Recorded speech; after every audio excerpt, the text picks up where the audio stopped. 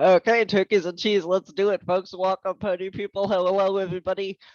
Welcome once again. I know that it's a bit early to be waking up on a Saturday. Last year we started the ham cam at 8 a.m. Because we knew that the remote testing was going to take a little bit.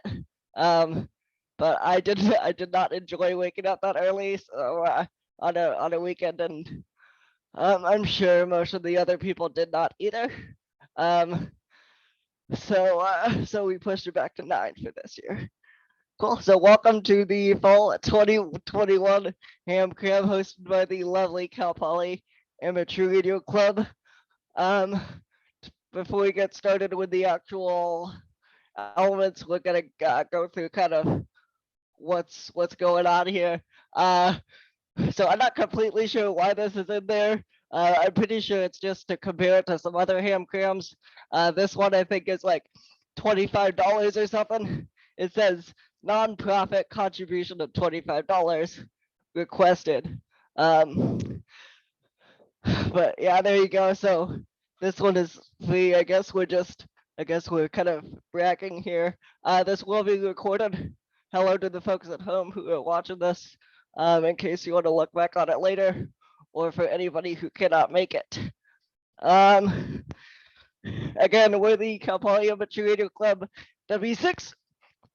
Excuse me, W6 being said. This is our website if you would request, if you would like more information, including more information about testing. Today, we will be graciously going over the technician class question pool. The technician is your first, kind of the first amateur radio license out of 3, and it gets you access to, we'll talk about this, but it gets you access to basically VHF and UHF, which is some fun stuff to get started on. So the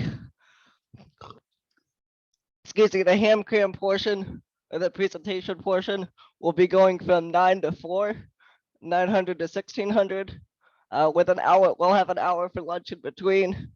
And the exam is going to be from 4 to about 7 or 1600 to 1900 ish.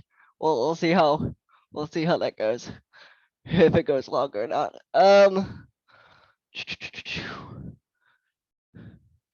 Here we go. Come on. Up, I'm drawing. There we go.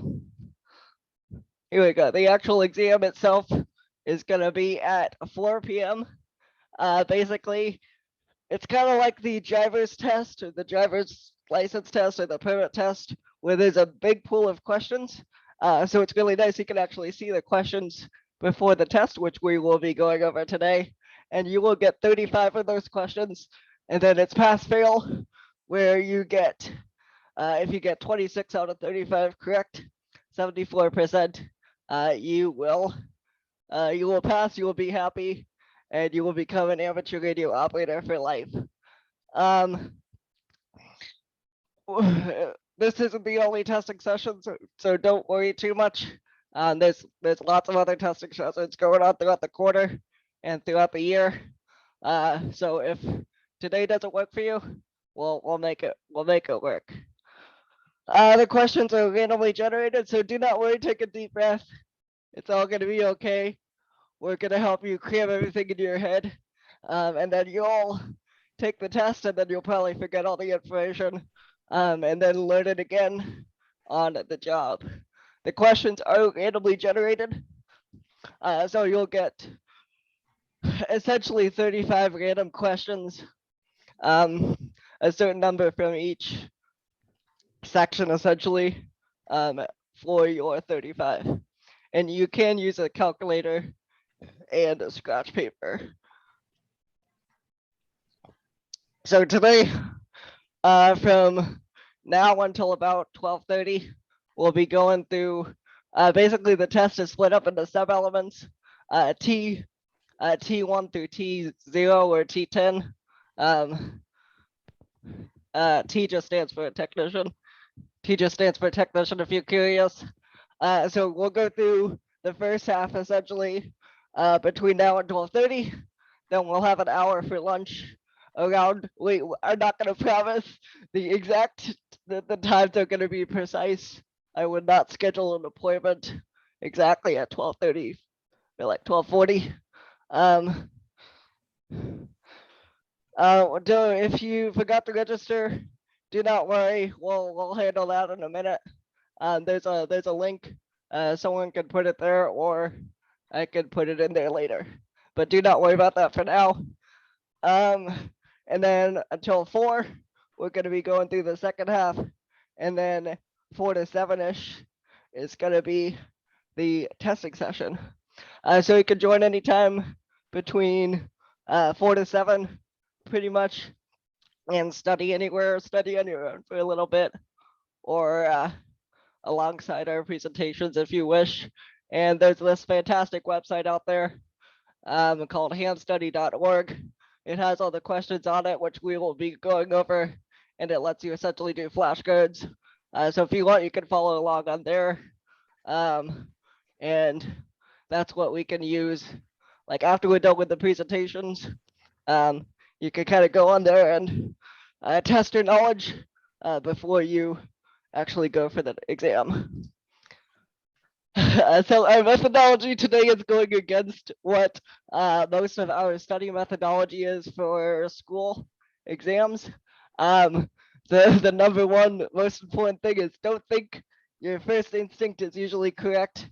If you are particularly drawn to an answer, it's probably that one. It's going to be very short-term memory, again, against what you've learned in school. You're going to remember the stuff. You don't need to fully understand it. If you do, that's great. But most of the stuff you learn by doing.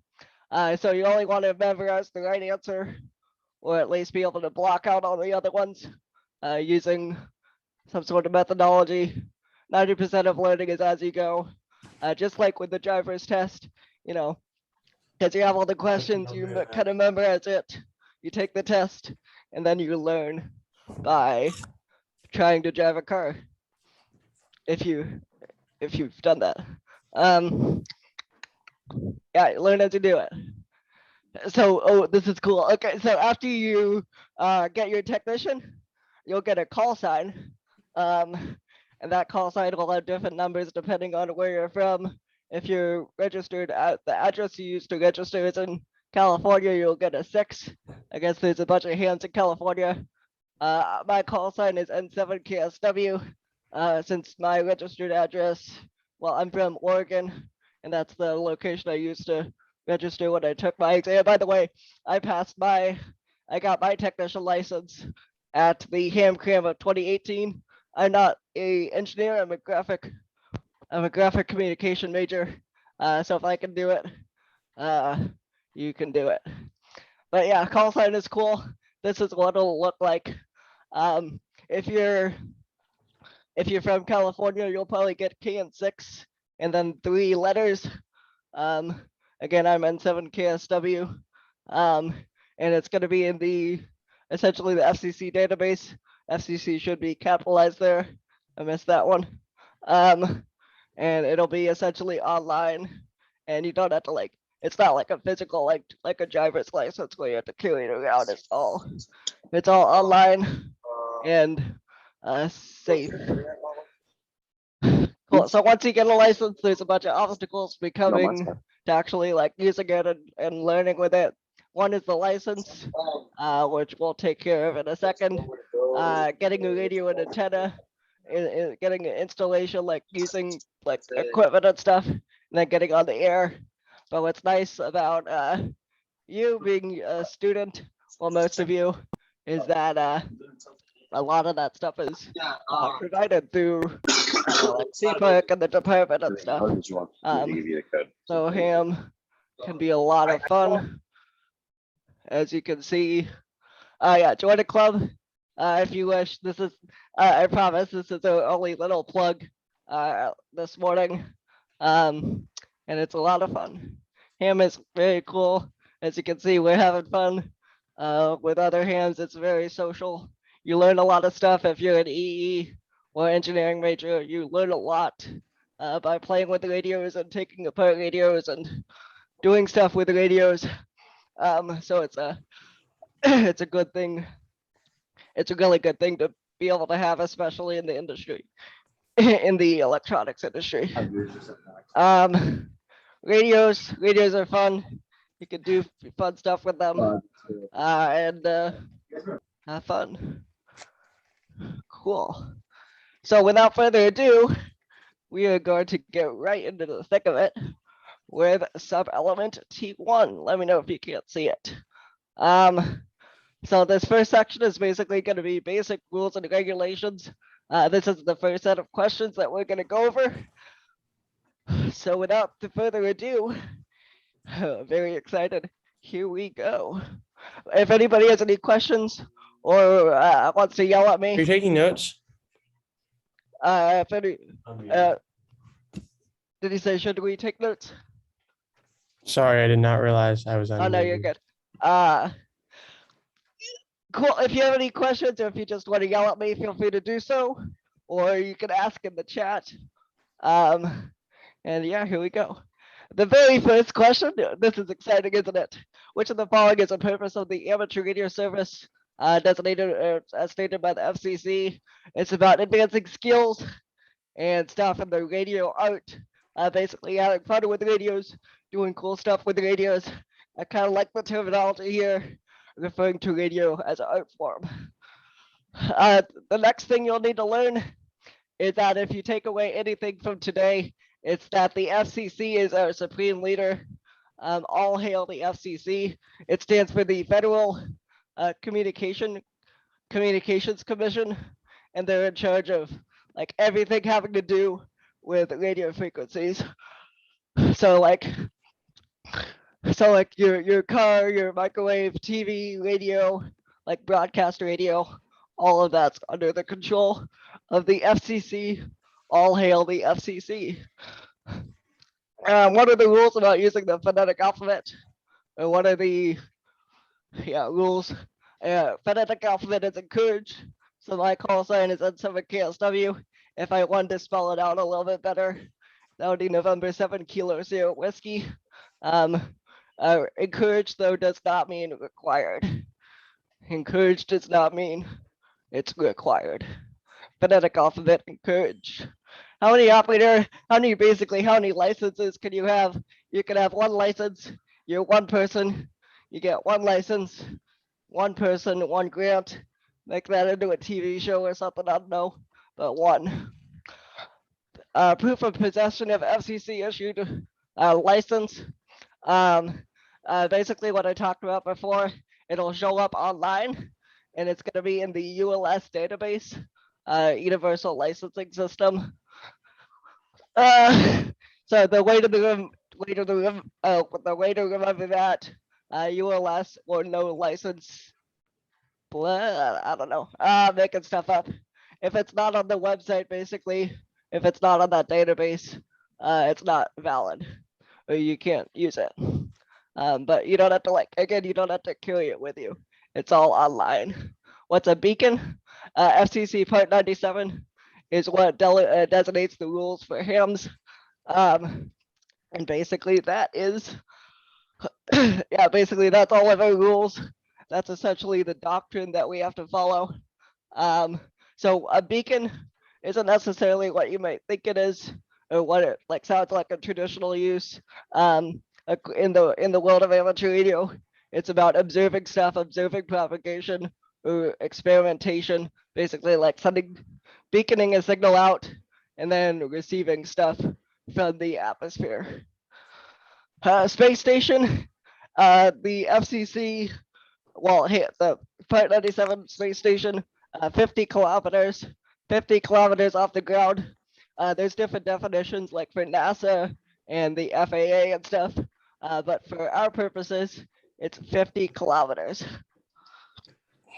Which of the following entities recommends essentially channels and stuff to talk on? A volunteer frequency coordinator. So when you get your license, there's a particular section of frequencies that you're allowed to talk on, and there's nobody can tell you which ones you have to stay on. aside from FCC, like basic stuff. But essentially, not everybody wants to use the same frequency at once. So we have volunteers who say, okay, you can use this, you use this, but it's on a volunteer basis. So I'm basically saying, I'm gonna stay over here, you can stay over there. So that way we're not interfering with each other, and that's a local basis, not like it's not regulated by the government or anything. Who selects a frequency coordinator? Again, it's local, so people in the area decide, not the FCC or anybody important. Basically, again, I say I'm going to use this frequency for this. You say I'm going to use that frequency for that, and then we're happy. The Radio Amateur Civil Emergency Service, RACES, that's a bunch of cool stuff. The way to remember this is that they race to the rescue, races to the rescue, racing to the rescue. A bunch of emergency stuff, civil defense, emergency communication, races to the rescue. What is willful? Okay, what is interference allowed? Never. Be nice. Yeah, never interfere with another station. If someone is transmitting, don't transmit over them. Be nice. The International Telecommunications Union is part of the United Nations. The way to remember that is it's international. United Nations is international as well. Bada bing, bada boom. You can also remember ITU. The U in ITU could stand for United Nations. IT United Nations. There we go. When can you make a contact with? Oh, this is cool. So once you get your technician license, you can actually talk to space stations. You can talk to space using on 2 meter and 70 centimeter. We'll talk about that in a second. But you, as a technician, can talk to space stations, including the ISS, just with your, just on VHF and UHF, which is pretty darn cool. Which of the frequencies is within the 6 meter amateur band? Okay, today, well, of course it's today, but let's spend some time and talk about an equation. So there's something called a frequency, basically frequency, and there's a wavelength, which is lambda, and frequency equals, oh, I put that in the wrong order. It equals 300. That's a 300. Beautiful. Good art, right? 300 divided by lambda. Yeah, so if you do, so whenever you see like a distance like this, I just highlighted red on red. That doesn't work too well. But whenever you see like meters or anything with distance, anything with length, it's referring to wavelength essentially. That's the length of the wave. So 300 divided by 6 is about 52. It's not going to be exactly this because 6 meters essentially is the range of of frequencies within that band essentially. So frequency equals 300 over wavelength, and the opposite is true as well. Wavelength equals 300 over frequency. So next up is kind of the opposite. Which band when you're which band are you using when your station is transmitting 146.52? So similar thing here. The opposite is true. Wavelength equals 300 divided by frequency. So 146 divided by, I'm sorry, 300. Whoops. 300 divided by 146 is about 2. Again, it's not going to be perfect, but it's multiple choice, and that's the closest answer. What is the limitation for emission between 219 and 220 megahertz? And that's a frequency. Megahertz is a frequency. Fixed digital message forwarding systems only. Basically, you want to have digital and voice in different places, so you don't hear a bunch of screeching and terrible noise, which is what digital sounds like if you just listen to it. 219, 220 none of that digital money. Wait, I guess all of that digital money. I don't know. On which of the HF bands does technician class? So technician, basically there are three primary bands within the world of amateur radio. There's HF, which stands for high frequency, which is actually the lowest frequency we can go to, which is confusing, I know. So there's HF, which is about, according to the FCC, it's about 3 to 30 megahertz. And then there is, so somebody just sat down and decided to name these. So there's high frequency, then whoever it was, they decided to call the next thing very high frequency, very original. And then you'll never guess, they decided to call the next thing. They basically went up the scale a little bit. They're like, what should we call this? Oh, let's call it ultra high frequency. Yeah, totally. And that's 300 to 3000 megahertz. So again, 10 meters, it's not 10 megahertz, but 300 divided by 10 is, that's a good question. 300 divided by 10, it's about 30 megahertz. That's inside of HF. You do have a little bit of HF as a technician, but it's only 10 meters. The big 10, you get a little bit of a taste. You can think of it like a 10-meter sprint. Yeah, there we go.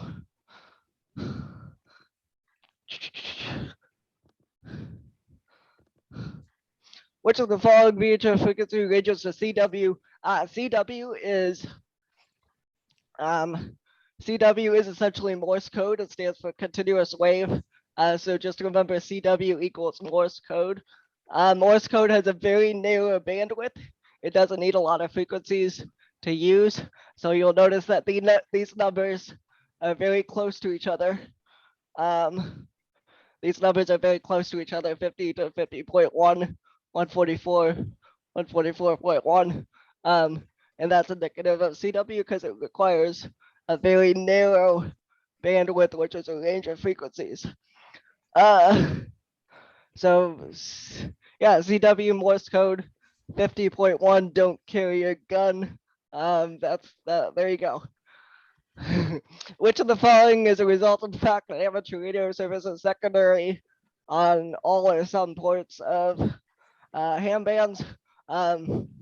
Basically, if you're in a certain amateur radio band, you might find another station that's also allowed to use the band, like a commercial station or something. So if you find yourself talking to the military on a certain frequency, you should let them be and don't interfere with them. Boom. Why should you set your transmit frequency? So basically, when we talk about a band, we're talking about a range of frequencies where you can be. So there's a top and a bottom, and anything above or below that, you are not allowed to transmit on. So if you can transmit, so basically it's talking about if you set your transmit frequency right here, that might not be good for many reasons. For one, your bandwidth actually extends beyond where you're transmitting, as well as your transmitter might be stupid and transmit you a little bit above where you should be, or below, or yeah. Essentially, remember you don't want to walk on the edge. There could be a lot of errors and stuff that goes wrong.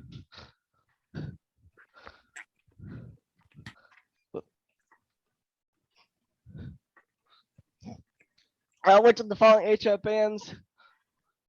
Okay, so remember this is asking about HF, and once you get your technician license, the only HF band that you're allowed to transmit on is 10 meters. So it's the same, the big 10, 10-meter sprint. That's what you get. And good luck. 10 meters. What's the maximum basically power output for technicians on HF? 200. You get 200 watts on HF. That's actually not bad, because it's more than all the other answers. So you get 200 watts more than the other answers. And then same thing for frequencies above 30 megahertz. So remember down here, 30 megahertz is the top of HF. So above 30 is VHF or UHF. So on HF, you get 200 watts. On VHF, UHF, you get 1500. Again, that's not bad. Pretty sure it's also the highest answer there. So that makes it easier to remember. So you get a good amount as a technician. You're not too screwed over. Well, you're not screwed over at all, really. Technician is pretty good. For which license class are new licenses currently available? So all of us are currently studying for the technician license. That's what you're getting today. And then you get general, which generally unlocks most of HF. And then you get extra, which is extra.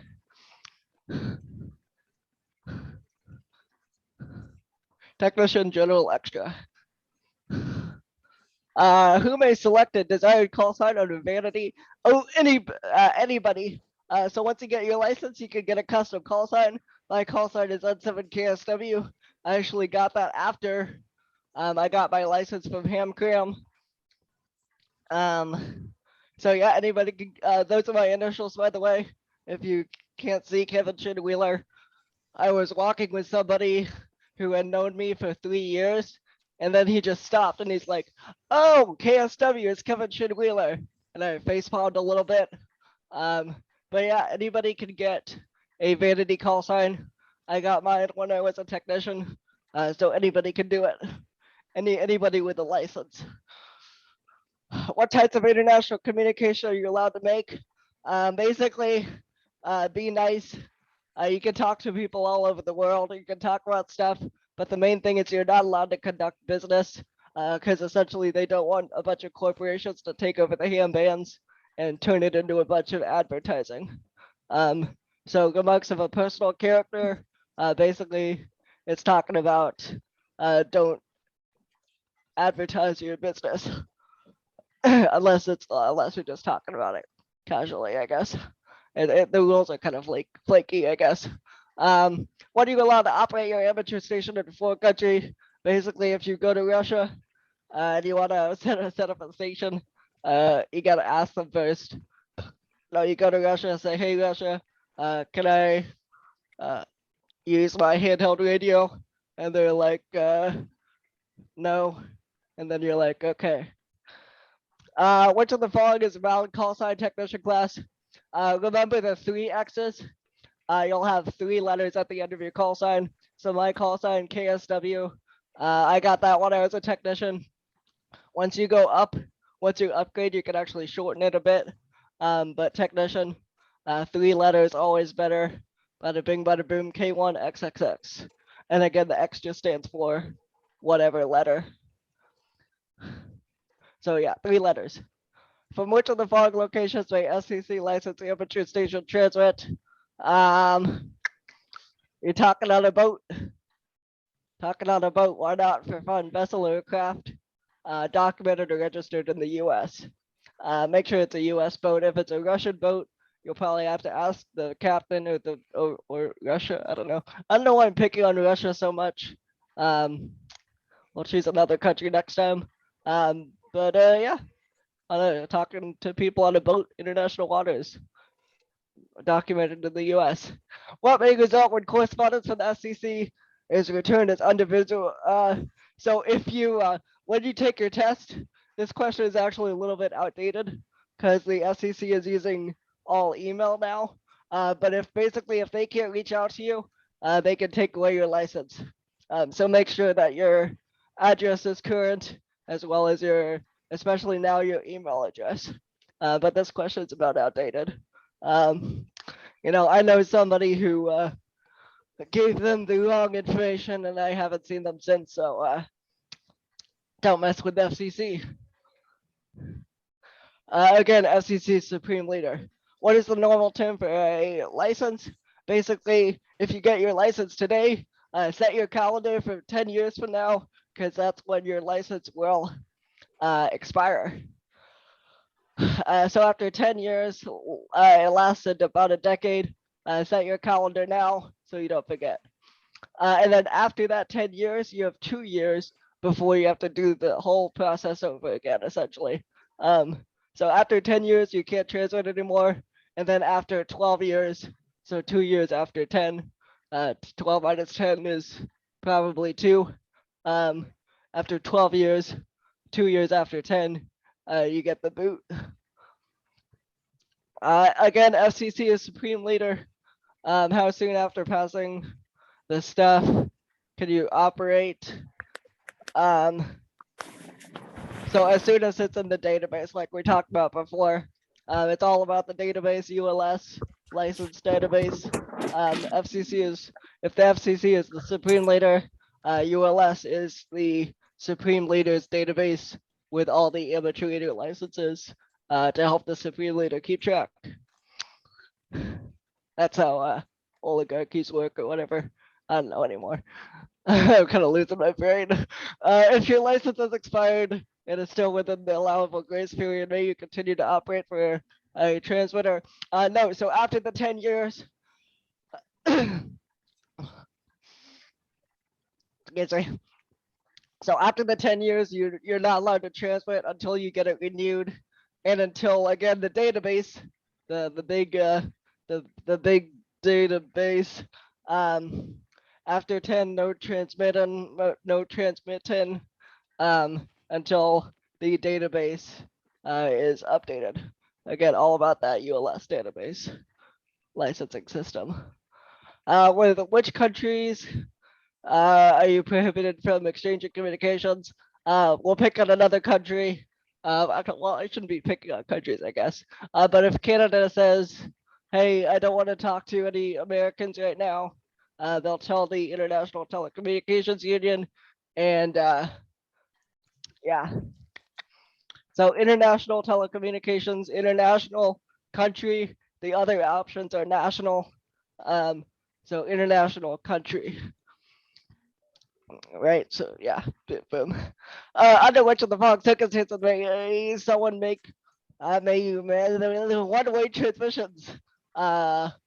One-way means that just you are transmitting, so they don't want people to do it all the time because it might become, because we're not like a radio station, we're not like an ad agency, we're not broadcast radio. Basically, you want to leave it until when it's needed, but it's not like you're not gonna be assassinated if you do it for these like code practice information bulletins or when it's necessary, pretty much. Code practice information bulletins, emergency communications, the big three. Not really. When is it permissible to transmit messages encoded? Ooh, this is cool. This is a fun one. You can only encrypt your messages or like hide the meaning of your messages when you're controlling things. Because if you're controlling a satellite, which you can do with amateur radio, if you're controlling a satellite, you don't want someone to just be able to interfere with your commands and crash the satellite. But otherwise, you're not allowed to. Yeah, you're not allowed to hide the meaning of your message. So space stations or radio control craft. Otherwise, no secret codes. Under what conditions is a ham station authorized to transmit music? Oh, this is also a fun one. Okay, let's adhere. Okay, space, you know, the final frontier or whatever. Space equals music. If you're talking to space, you're talking to spacecraft, you're allowed to transmit music. This is totally logical. It makes complete sense. If you're talking to a spacecraft, you're allowed to transmit music. Otherwise, no music. Essentially, they don't want people putting up broadcast radio stations. When may amateur radio operators use their stations to notify, basically sell stuff? Again, they don't want like commercial entities, companies using amateur radio. So basically, if you're just casually talking about if you're some random person, you want to sell your radio to your friend, you can talk about the price and stuff, but don't do it all the time using amateur radio frequencies, as long as it's not conducted on a regular basis. That's kind of the key word. Restrictions concerning, bad language, don't cuss on amateur radio bands, or on amateur radio. Um, there's no like specific like cuss words that you're not allowed to say. But it basically says don't do don't do anything indecent or obscene, which is kind of up to interpretation, I guess. But any such language is prohibited. What types of amateur stations can automatically retransmit signals and stuff? So retransmit signals, retransmit basically repeat. A repeater repeats, an auxiliary station also repeats stuff, and space stations also repeat stuff. Yeah, yeah, logic, science there. Repeater auxiliary space station. In which of the following circumstances by the control operator of a ham station receive compensation? Oh, so you and so we're not allowed to be paid to be ham operators, because that kind of falls under commercial use. So we can't like charge you to yeah, you can't be paid to transmit essentially, unless it's incidental. So if your lab professor is teaching about amateur radio or using amateur radio to display a concept in lab, they can still get paid. They don't have to like not get paid for like the hour of lab or whatever that they're teaching with amateur radio. So teachers can get money. Teachers are still allowed to get paid while they're using amateur radio to teach. Yeah. Under which of the following circumstances are hams authorized to transmit signals for broadcasting? So basically broadcasting, production, news gathering. Essentially, you're only allowed to. They don't want commercial radios to pop up on ham bands because it's not for gaining money. Because amateur radio is not made for getting money. It's made for fun and learning. So only if it's only if it's like really important safety of human life, protection of property. You could broadcast in an emergency. You could broadcast an emergency. Otherwise, no making money or no. Yeah, you can't become like KCPR over ham radio. What is the meaning of the term broadcasting? We've talked about this. Reception by the general public. So broadcasting basically means you're yelling at everybody else. Nobody else can talk. You're just continuously broadcasting information to the general public. So basically, whenever you're talking on the radio, usually you have to. These are fun rules. Whenever you're talking on the radio, you have to identify your call sign and someone KSW, for example. But if you're controlling a remote control craft, essentially, like something remote control, you don't have to transfer your call sign on the air, because that might interrupt the control instructions. Yeah, like if you're trying to drive a remote control ship, I don't know, and you're like about to go into the dock, and then you transfer your call sign, and then it thinks that it's something else, and then it does a bunch of stuff, and then a bunch of houses burn down. I don't know.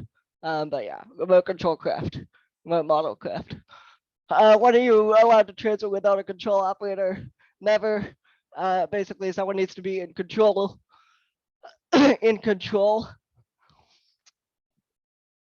making sure stuff doesn't blow up. Because that's kind of important. So someone needs to be in control so that stuff doesn't go wrong. They don't have to be at the station. They just have to be in control of it. So who may the control operator be if you're talking to space? Anybody. anybody can do this as long as they have the appropriate license class. So if you're allowed to transmit on that frequency, like as a technician, Polysat does this, right? They get their technician licenses to talk to space stations, and they're allowed to do that with technician as long as it's on a frequency that they're allowed to use. Who must designate the control? So you have the station licensee. They designate a control operator. The station licensee is the station licensee is kind of the person who's on record as being in control of the station. That's the person who kind of gets in trouble when you mess up. Station licensee designates a control operator. What determines the privileges of the amateur station? So the license held by the control operator. So if you're a technician, you can only transmit on 10 meters, 2 meters and 70 centimeters. And that's what you're on. And so if you're in control of the station, it's based on your license. What is it? It's the this is a fun question. What's the amateur station control point? It's the point at which the control of the amateur station is. Yeah, the location, the point, basically where you're controlling, the point where you're controlling. Basically, what are you allowed to operate outside of your band? So if you're a technician, you at no time can transmit in the general or extra class bands. So you're allowed to do 10 meters and then some of VHF and UHF. And then at no time are you allowed to do anything else unless somebody else is the control operator. When the control operator is not the station licensee, who's responsible? So this is if you mess up, if bad things happen, if everything goes wrong, everybody, both people are responsible. The station licensee, whoops. So if you get on a repeater using another person's station, or get on HF or whatever, you as the control operator, and you start like cussing and selling radios and selling your business and stuff, and being a bad person, you are responsible. It's your fault for like doing all that bad stuff, but it's also the station licensee's fault for trusting you to not do that stuff. Makes sense? Again, if you have any questions, yell at me. Which of the following is an example of automatic control? Repeater operation. Repeater automatically repeats stuff, hence the name. Repeater repeats stuff. That's automatic. It automatically repeats stuff. Which of the following is true of remote control operation? Remote operation is where you control something offsite. You can use the internet to do this. Basically, you're starting to be safe. You need to be in control. You need to have the correct license to be on that frequency. And you need to make sure stuff isn't about to blow up. Which of the following is an example of remote control? Like I just said, operating a station over the internet.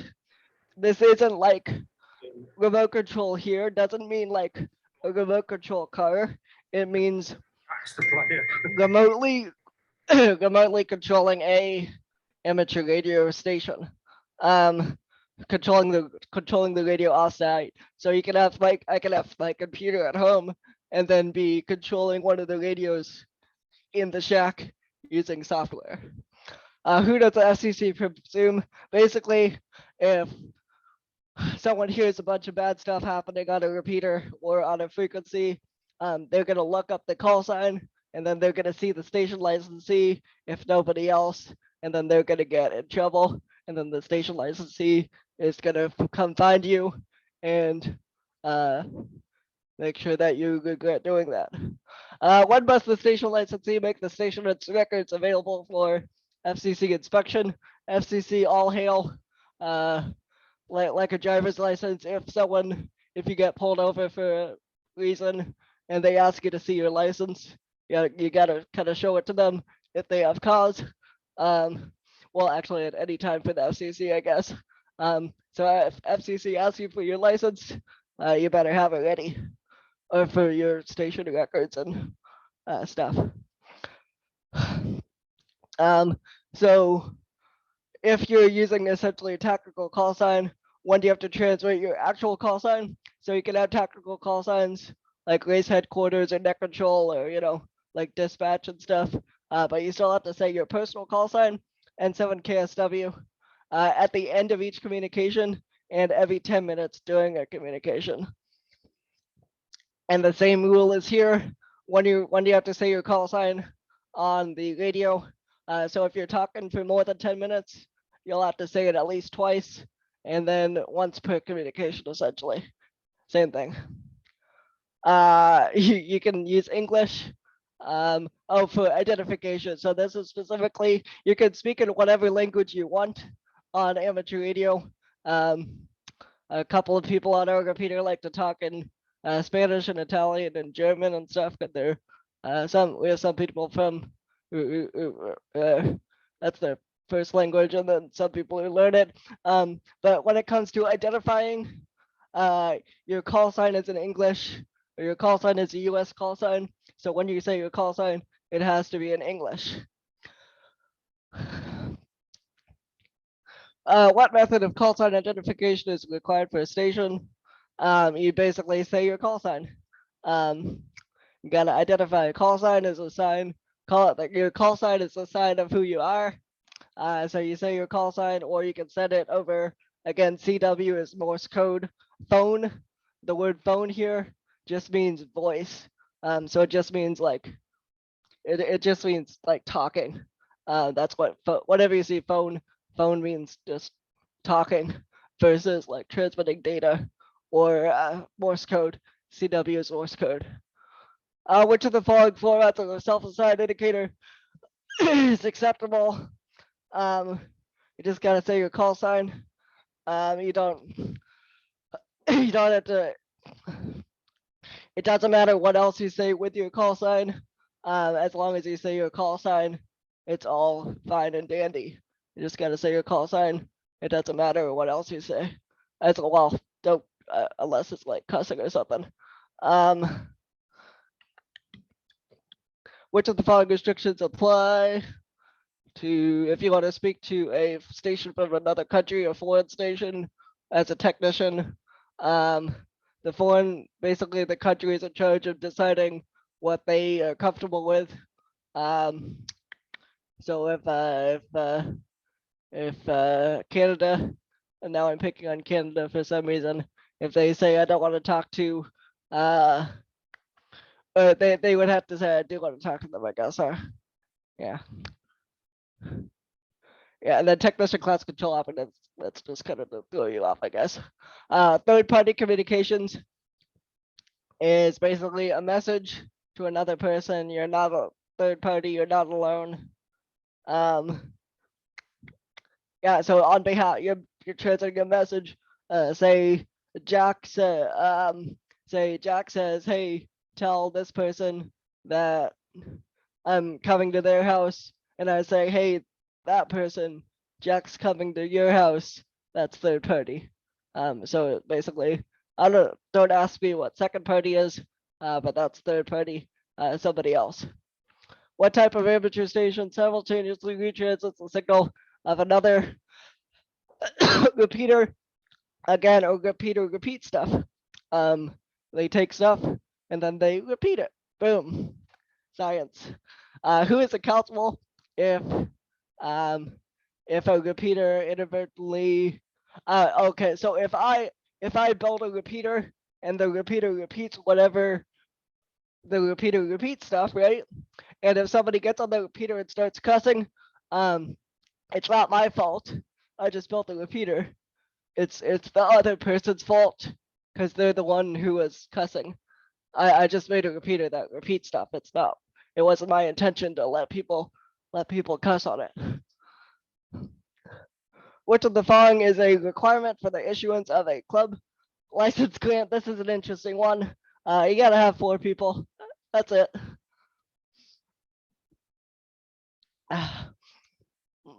why 4 people?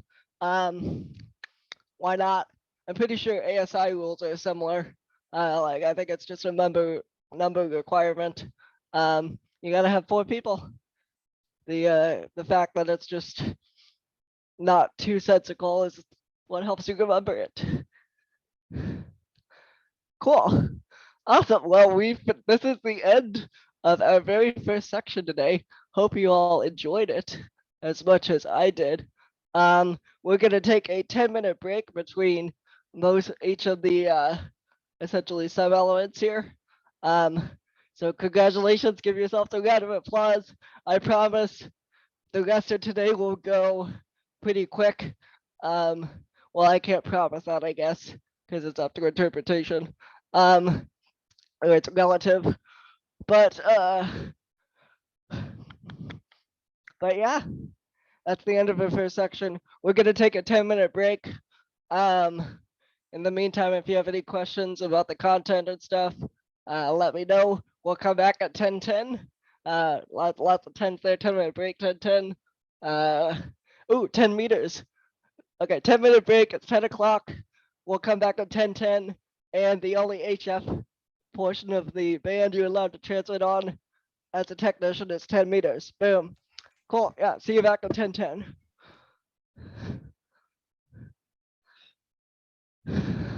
And we'll have other people be presenting throughout the day, so you won't have to listen to me the whole time.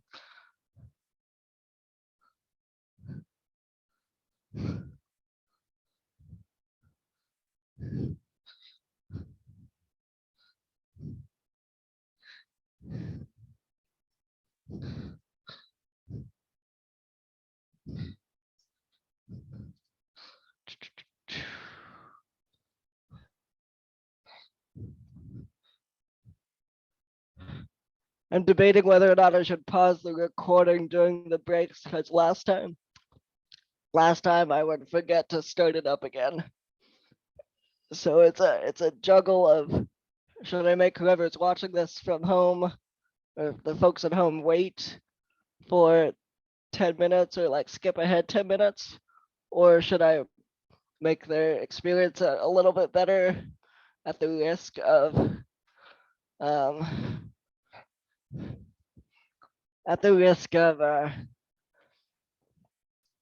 forgetting to start it back up again and making their experience a whole lot worse.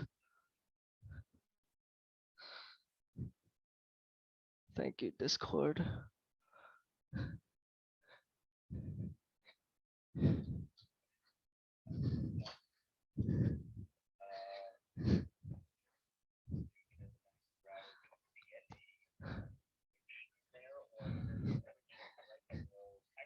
Andrew, are you here?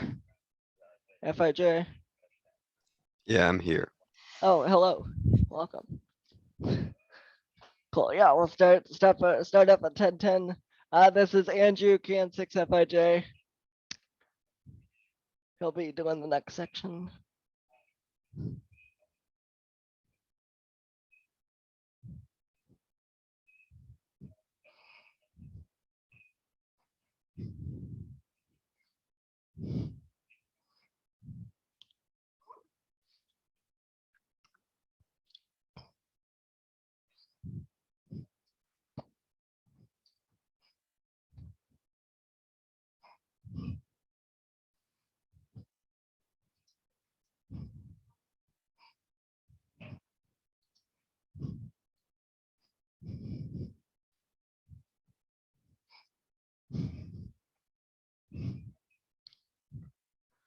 You don't even need to keep the pin number that the pin that you get.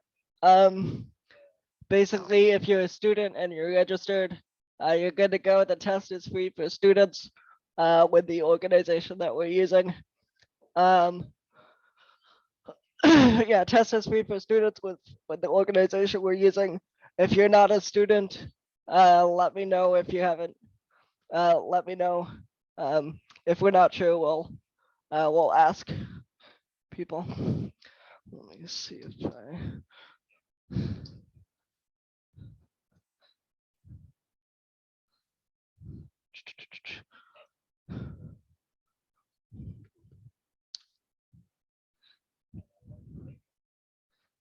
I'm still indecisive about whether or not to um stop pausing recording. So if you're watching this and you're wondering what's going on, skip ahead about 5 minutes. Uh,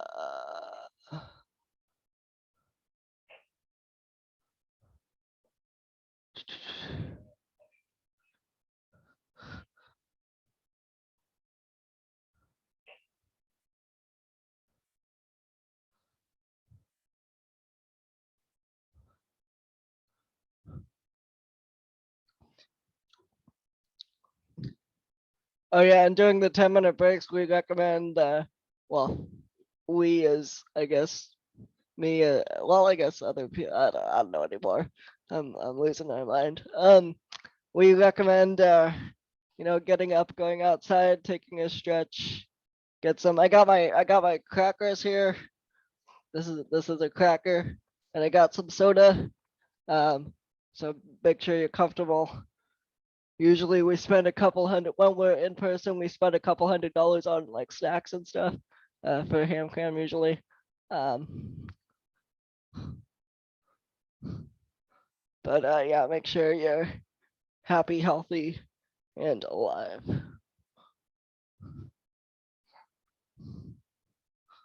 Where is?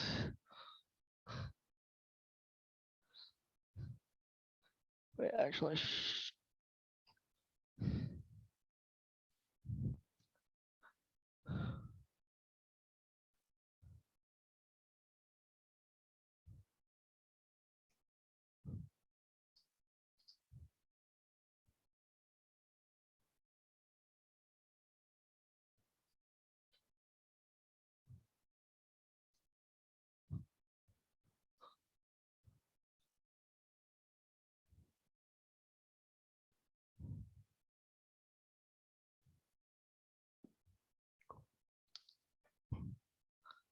Nope.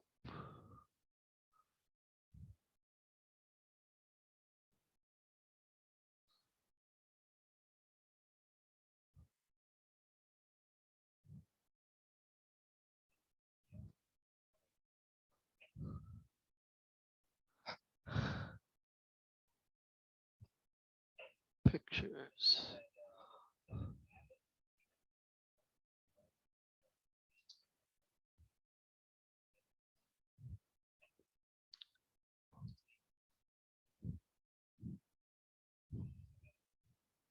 Ah, turkeys. And Discord.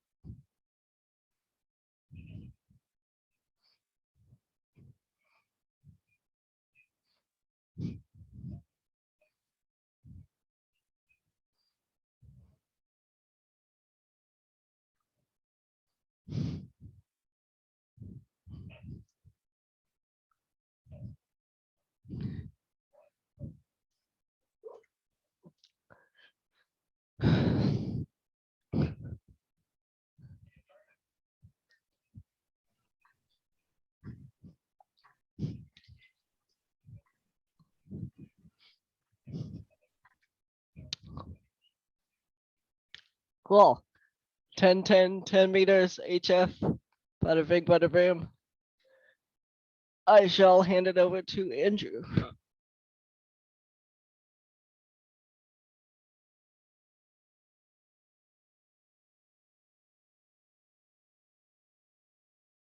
You guys can see the sub-element 2 presentation, right? Yeah, you're good. All right.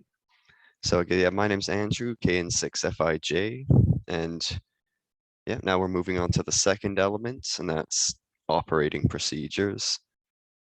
So first up is talking about repeater offsets. And there's two of these that you're going to need to remember for the test. One of them is the 2-meter one, which is 600 kilohertz. And all a repeater offset is that's the difference between the transmit and the receive frequency. So the way a repeater works, it takes in a signal and then retransmits it. So if it's on the same frequency, you'd get a lot of interference. So they use offsets. And since 2-meter band is lower frequency, the other one being 70 centimeter, it's lower frequency, so it uses a lower offset of 600 kilohertz. So the national calling frequency is 146.520 megahertz.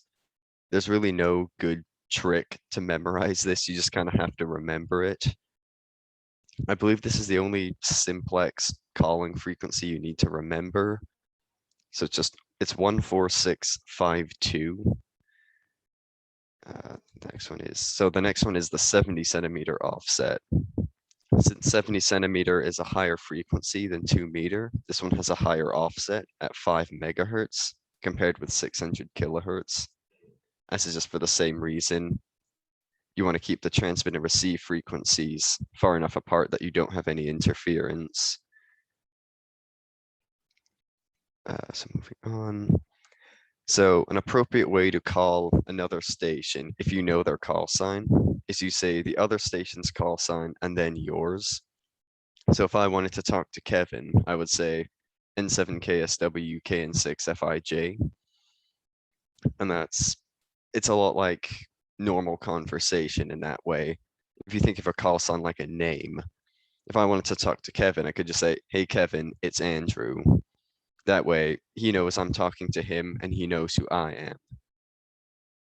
So you say the other person's call sign and then your call sign. So if a station's calling CQ, that means they want to talk to anyone. So this basically ties back to the previous question. Once they've called CQ, you essentially know their call sign. So if you want to talk to them, you just say their call sign and then your call sign. And that's just, technically you don't have to do that, but that is the sort of guidelines that have been set out and most people follow, is other person's call sign followed by your call sign.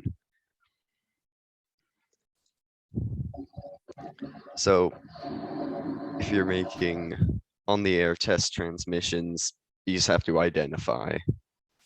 I think it's even bolded on there. That's just the most important thing with ham radio, is you always have to identify before you I think Kevin went over this in the previous section, but it's every 10 minutes and at the end of a transmission. But the most important thing is to always use your call sign and identify while you're transmitting. That comes up in a lot of questions, so just remember to identify. So as mentioned a bit earlier as well, but a repeater offset is the difference between a transmit and a receive frequency. And again, we just want to avoid interference. If you're trying to transmit and listen on the same frequency, it's going to be a mess. This way you can listen on one frequency, transmit on the other, and that way you get full two-way operation on the repeater. And it's also in the name if you want to memorize it. Just offset is just a difference. So you got transmit, where's my camera there? Transmit, receive, and there's an offset between them. This one also came up in an earlier question, but CQ just means calling any station. I don't think CQ stands for anything. It's just kind of an old-fashioned term that's used. But if you want to talk to anyone, you can it's called calling CQ. You just get on the air, you say CQ and your call sign. And then if someone wants to talk to you, they can reply. So CQ means calling any station. I guess it's got a C in there for calling. And the brief statement indicating that you're on a repeater or listening for any contact. We don't usually call CQ on repeaters just because I actually don't know why we don't do that. I should have thought, but you don't call CQ on repeaters. You just say your call sign. And that just, again, ties into you always need to identify. So if you're going to get on a repeater, use your call sign. That way, everyone who's listening to the repeater knows who you are and that you're on the frequency. And if they want to talk to you, they can call you by calling your call sign and then their call sign, because that's the standard way. So the band plan is just a voluntary guideline for using different modes. I believe a couple examples of these do come up in later questions, but it's essentially just if you're going to be below a certain frequency, we use a lower sideband. Above a certain frequency, we use an upper sideband. And that's not a legal requirement or anything as long as you're in the frequency, but that's just a general etiquette type thing so that everyone is on the same page. So you know what mode and what band to be listening to depending on what frequency you're on. So since this goes beyond the privileges established by the FCC, this is just a voluntary guideline. The next question is, so when communication is on the same frequency, we call it simplex. And the best way to remember this is just that simplex is simple. So you're on one frequency, there's no offsets to worry about. One frequency, so that keeps it simple, so it's called simplex. It's very creative. Next question. I feel like we need the distractors left in for this one. So when you're choosing an operating frequency for calling CQ, you just all the choices. You gotta be careful. Yeah.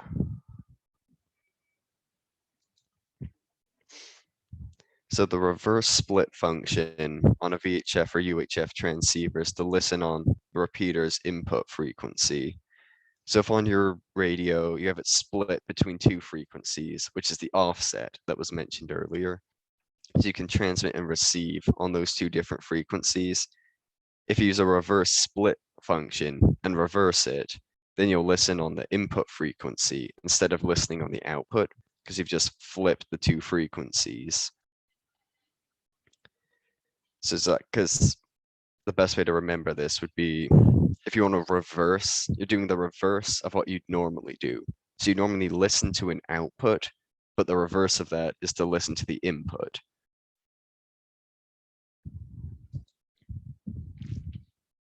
So a subaudible tone, we use those so that just random radio noise won't open a repeater and cause it to transmit. And those are called CTCSS tones, which is continuous tone. You don't need to know the acronym. It's not important for this. Just know that CTCSS is a subaudible tone, so you don't hear it, but the repeater hears it.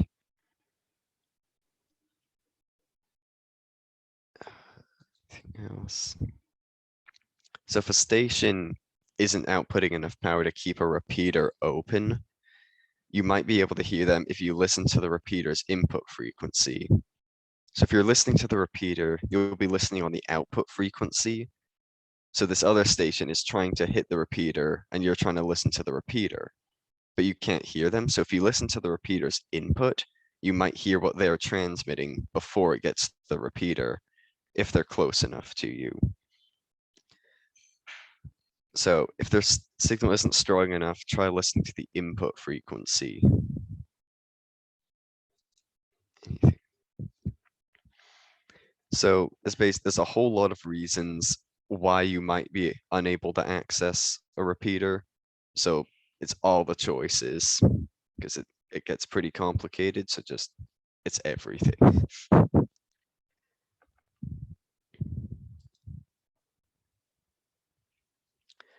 So if your voice is, or if your transmission is breaking up on a voice peak, it can mean you're talking too loudly. Because if your voice is peaking up as you're talking, if it gets above the threshold there, that part's going to be cut off and it won't be transmitted. So you're only going to, so if your voice is breaking up, you're talking too loudly because you're overpowering it essentially. Yeah, so if you're breaking up on a voice peak, it's because you're loud. Is there anything else? So what type of tones are used to control repeaters? That's DTMF. It's just you push a button and it makes a beep. Don't think there's any good mnemonic devices or anything for this. Just have to remember that CTCSS tones are used to open repeaters and DTMF tones are used to control repeaters. There's the tones can get kind of confusing, so this is really just something to memorize.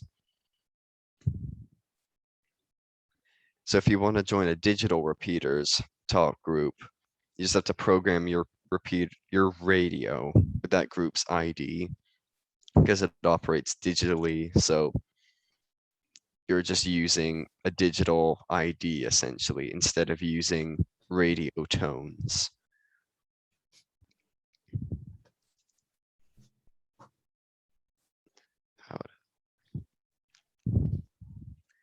So when two stations interfere with each other, just use common courtesy. No one has an absolute right to an amateur frequency. This is a lot of questions that, there's a couple questions that sort of sound like this, and it's always the most vague answer, if that makes sense. Because it's that you just kind of do what is right in that scenario. That's why you just use common courtesy. Because as long as you have a license, you have just as much right to use these frequencies as any other station. So ham radio is very relaxed like that. So just if there's interference, use your best judgment, use common courtesy, but you have just as much right to use the frequency as anyone else. So a talk group on a DMR digital repeater. DMR is just a type of digital radio. Because the D in it is for digital, I believe. But yeah, so DMR is digital radio. And a talk group is just a way for groups to share the channel. And then just, so you got talk groups in the question, and you have groups in the answer. So if you just want to memorize it, that's going to be the best way to do it. Group and groups. So Q signals are, Q signals are just sort of short form codes we use to keep transmissions efficient. They were originally created for Morse code, but you can just use them in speech as well. And you need to remember a couple of them for this test. One of them is QRM. So the M basically means man-made interference. Because if you're receiving interference from another station, that's man-made, so QRM. Another one is QRN, and that's for natural interference. So I believe that one's on the tech as well. But just remember, if it's another station, it's man-made, so it's QRM. So the changing frequency Q code is QSY. The way I also remember this is SY is see you. So you're saying, I'll see you on this other frequency. So QSY, see you, you're changing frequency. So simplex channels are designated in the VHF and UHF band, so that stations within mutual communications range can communicate without tying up a repeater. What that means is just without a repeater, a VHF or UHF signal is really line of sight dependent. So right now, I don't know if I could actually get to Kevin over in Cerro, but if I can just talk to him on a single frequency, that's a lot more efficient than using the whole repeater. That would, because then everyone has to listen to our conversation. So if you can talk on simplex because you're in mutual communications range, you can talk on simplex instead of using a repeater and having everyone in the area having to listen to you. And that's on VHF and UHF because those are line of sight.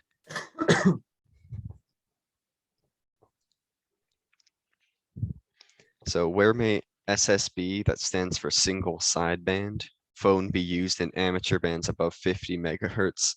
Again, this is another one where it's just a really vague answer, just in at least some portion of all these bands. A lot of the answers on this exam are the most vague option because there's a lot of ambiguity within ham radio. So above 50 megahertz, at least some portion of all these bands. It's because phone is able to be used everywhere, at least for a little bit. Like, that's not a great way to remember that. Just go with the vague answer. So a linked repeater network, we actually have one of those in Slow County, but that's just where you have a whole bunch of repeaters that are connected together and signals are transmitted over all of them to cover a wide area. So it's a linked network. That's the best way to remember this one. So if they're linked together, that makes them a network. So when did the FCC? So fucking fast. Do you want me to slow down a bit? What's that? So, I mean, if I'm going too fast or you have a question or something, please let me know.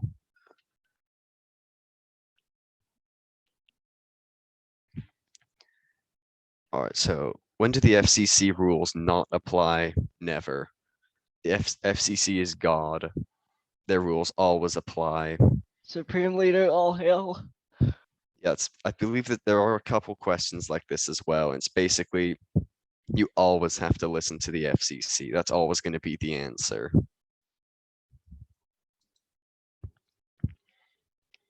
So NCS is a net control station. When you're doing net operation, you have one net controller who relays information between other stations. So NCS is just net control when you're doing net operation. Let's see. So when you're using voice modes to ensure that voice messages containing unusual words, I'm not sure what an unusual word is classified as, but so if you spell the words using a standard phonetic alphabet, the one used on ham radio is the NATO phonetic, Alpha, Bravo, Charlie, and so on. If you use those, then everyone knows what you're saying. Some people who use a non-standard phonetic alphabet and it just gets really confusing. So just use the standard phonetic alphabet to be as clear as possible. That way everyone knows what you're talking about. So Racis and Aries are two emergency communication organizations within ham radio. So they provide communications during emergencies. In both their names, the E stands for emergency. Don't completely remember what the rest of the acronyms are. Just remember that they're during emergencies, they provide communications. So traffic in net operation is just messages. So if I have traffic for someone else, that just means I want to send a message to someone else. No, I cannot think of a good memory device or anything for this. So if you want to get the attention of net control or any station during emergency, if you just say priority or emergency, that is the clearest, most efficient way of doing it. So just say emergency, and that way everyone knows there's an actual emergency. That's just the most efficient, most clear way of doing it. So once you've checked into a net, just stay on frequency. Actually, a couple of these talk about nets. So probably say a net is just an organized meeting of radio operators on the air. They sort of set a frequency, and then people will check in. And it's one of the questions earlier was the NCS, the net control station, takes check-ins and relays information. So once you've checked in, it basically means you call the net controller and let them know you're on frequency. You just stay on frequency without transmitting, so you don't interfere with the net. So just check in and then stay on frequency unless you're asked to transmit something. So good traffic handling, just pass the message without changing it. I'm sure everyone's played that game Telephone at some point in their life. We want to avoid that if at all possible. Pass messages exactly the same without changing them so that you don't get some very strange, confused message coming out at the other end. This one's pretty straightforward. Good traffic handling is just passing the real message. So this is a big question. Are we ever allowed to operate outside of the frequencies that we've been given? And the answer is yes, but only if it's a real emergency. And the terminology used is immediate safety of human life or protection of property. So in a life or death situation, or protection of property. So in a real emergency where lives or property are in danger, you're allowed to use any frequency you want to get help. So the answer is yes, but it has to actually be a serious emergency. You can use any frequency you want. So what information? Oh, sorry. So what information is contained in the preamble of a formal traffic message? That's just the information needed to track the message. So this came up in the previous sub-element, but third-party traffic. If I wanted Kevin to send Jack a message, I would have, before I send the message, I would have to tell Kevin that this is a message for Jack, so he's able to relay it efficiently. If I just said the message, he's not going to know to relay it. So in the preamble, so before you send the actual message, tell the person how to track the message, where it needs to go, who it needs to go to. So the term check is the number of words in the text portion of the message. I don't think there's any good way of remembering this one, unfortunately. It's just one of those vocab terms you need to remember for the next couple hours. Check is just the number of words. So this one is in a previous question. Aries stands for Amateur Radio Emergency Service. There's also Racis, but so Aries is the emergency service, emergency communication service, sorry, within ham radio. And you're not required to do this or anything. These are all volunteers who have registered their equipment, qualifications and equipment. So once you get your license, if you want to volunteer with Aries, you absolutely can. You're not required to.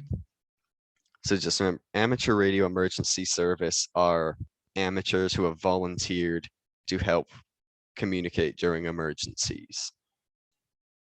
And that is the last question in the second sub-element. So I get another 10-minute break, so 10:45, I believe. Sure, that works, yeah. 10:45, and I got a really good question. And I realize this might have been confusing, but I said that the test session is between 4 and 7. That doesn't mean it takes 3 hours to complete the test. Apologies if that's, the way I said that was probably not the best. It doesn't take 3 hours to complete the test. but we've allotted 3 hours to get everybody tested. I'll be talking more about the test session after lunch. If people have just going over how it's gonna look. Um, um, but yeah, for now, just primarily worry about. I just burped. Sorry. Actually, I'm gonna pause the recording this time, and I'll probably remember to resume it. Here we go. Sub-element 3 is all about radio wave characteristics, properties of radio waves, propagation modes. This is a very complicated topic, but the technician stuff is just fairly simple surface level stuff.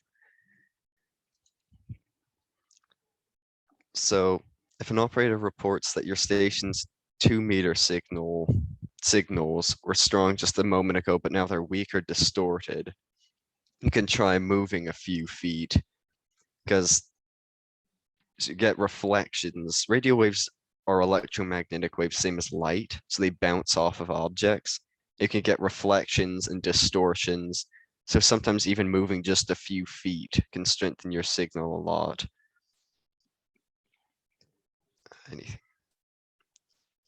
So VHF and UHF signals are relatively small wavelengths, down just a couple meters or even just down to centimeters. So leaves are relatively big compared to that and can absorb those waves. So in the winter, when there's less vegetation out, you get less absorption by vegetation.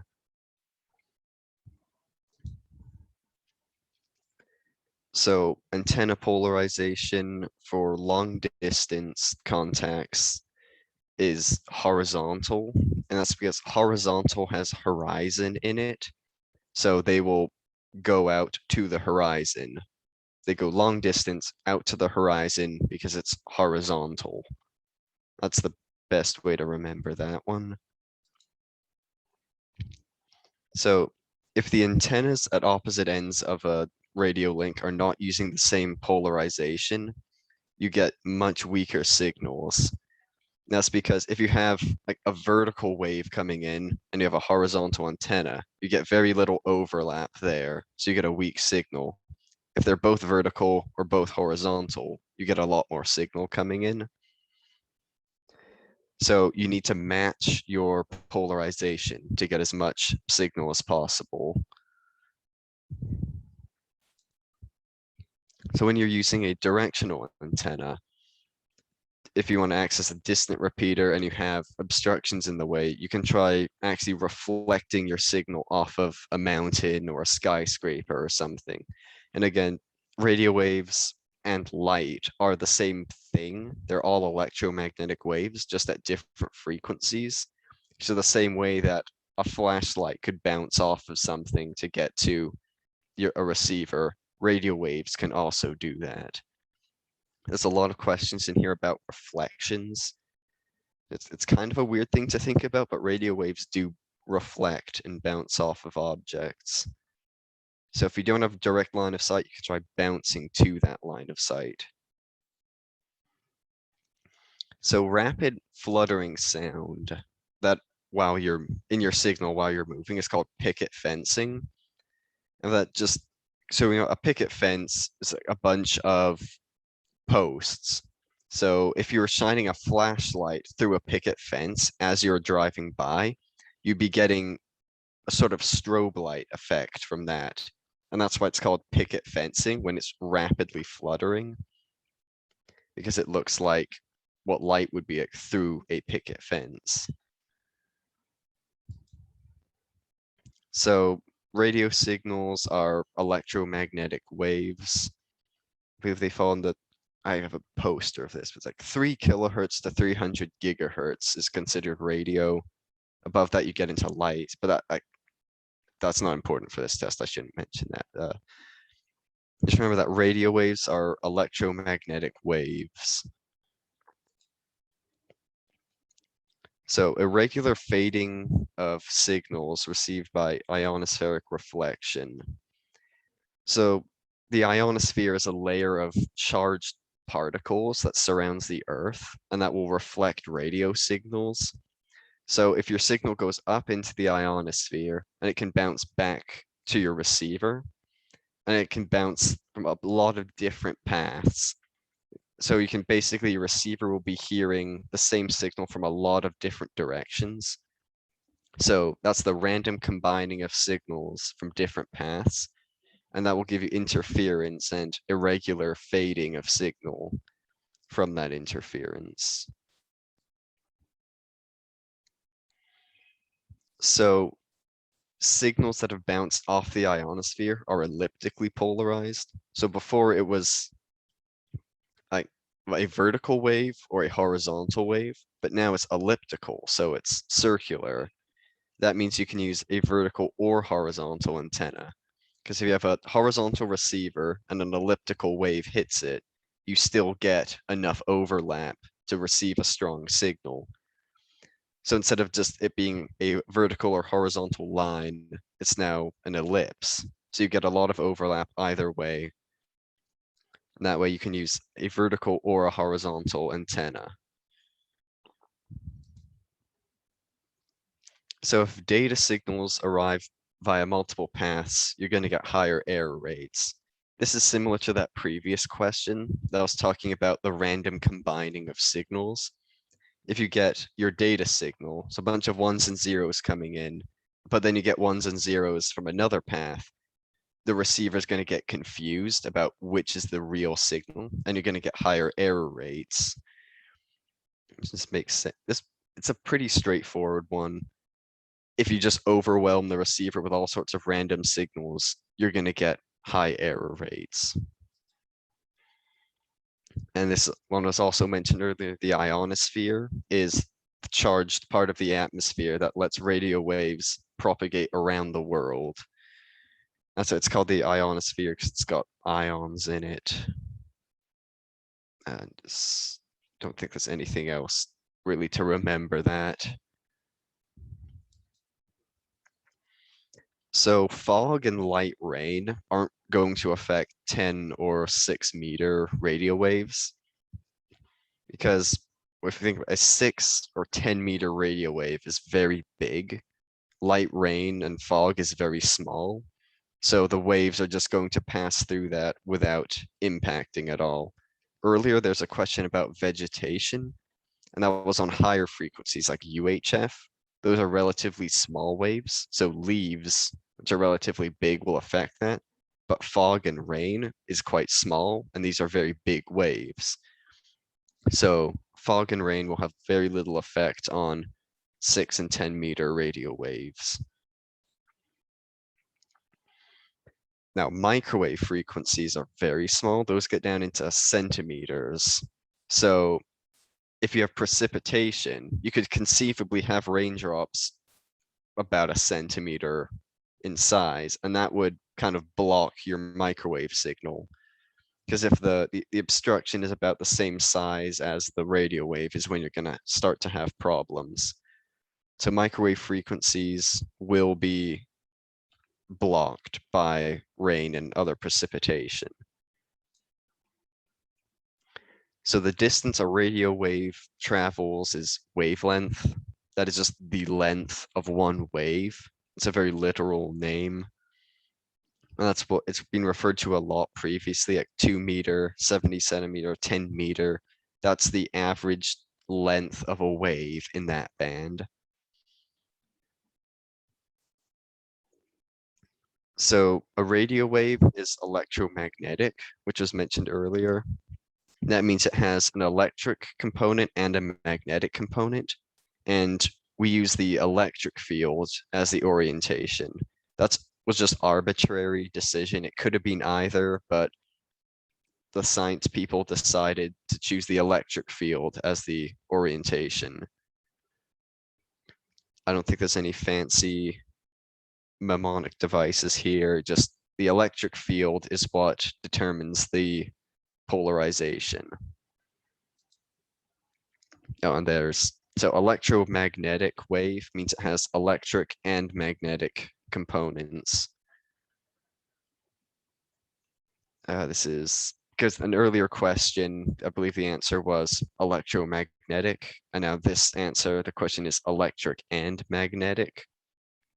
So just remember, radio waves is electric and magnetic together. Since they're electromagnetic waves, they move at the speed of light because they are the same thing as light, just a much lower frequency. So a radio wave will propagate at the speed of light, which, so wavelength of a radio wave compared with its frequency. I think later in the hand cram, you're going to learn the equation for this. It's very simple, that it's not too scary, but wavelength gets shorter as frequency increases. And this makes sense if you think about if you have a slow frequency, it's going to take a long time to complete one cycle. But if you have a very fast frequency, that's going to have a much shorter wavelength. It'll complete a full cycle in a much shorter time. We talked about that equation before. It's the same one. Wavelength equals 300 divided by frequency, and frequency equals 300 over wavelength. So it's just inversely proportional. As Yeah, one goes up the other. Yeah.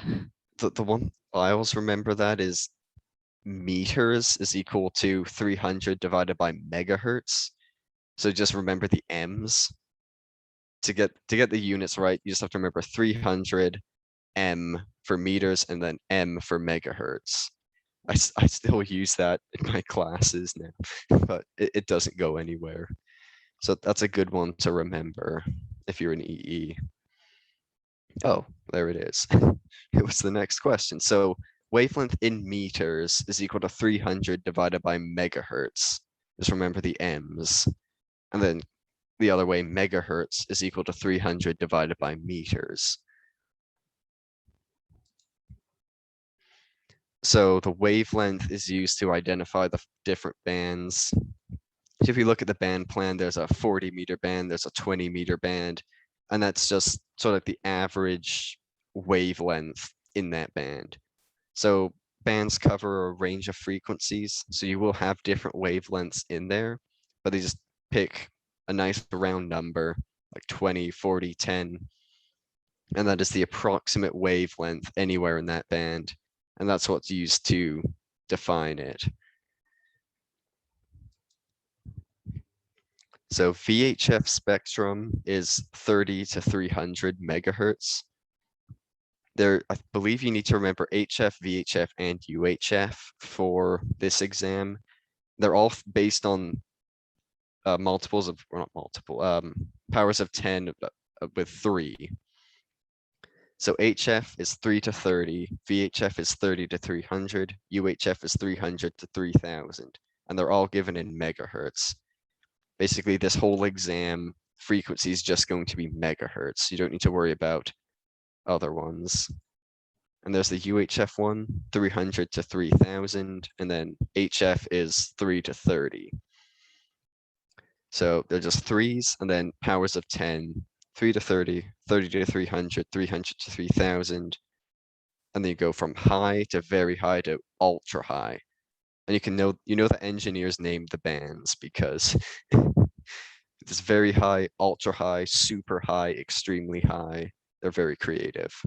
But you only need to know HF, VHF, UHF for this exam.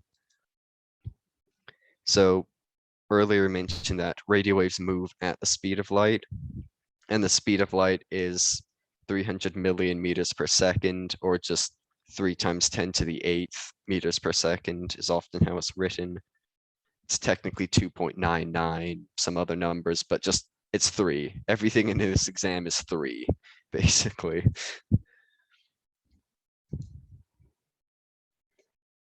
So UHF signals aren't reflected by the ionosphere just because they're higher frequency, so they have more energy, so they're able to just punch through that layer of charged particles.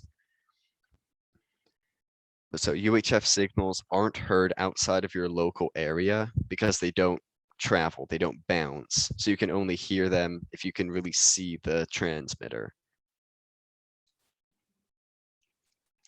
So conversely, the way UHF won't bounce off the ionosphere, HF will, because they're much bigger wavelengths, they carry less energy. Actually, maybe not, but so they don't punch through, instead they bounce off.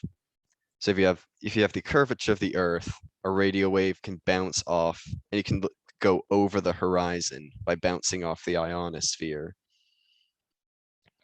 So HF is longer wavelengths, and that gives you long distance propagation. So VHF signals received via, I don't know how to pronounce this, or whatever that word is, reflection. And that's basically the like aurora borealis. You can bounce radio signals off of things like that. And because it's just such a mess of charged particles, that's what makes all the cool lights and stuff. You're going to get rapid fluctuations of strength. It's going to sound distorted because of that. Because the charged particles that make up the aurora are going to mess with the charge in your radio signal. So if you reflect off of an aurora, it's going to sound distorted. So these are some weird questions. The best way to remember this one is in the question, it mentions occasional signals. So because it's occasional, it's sporadic.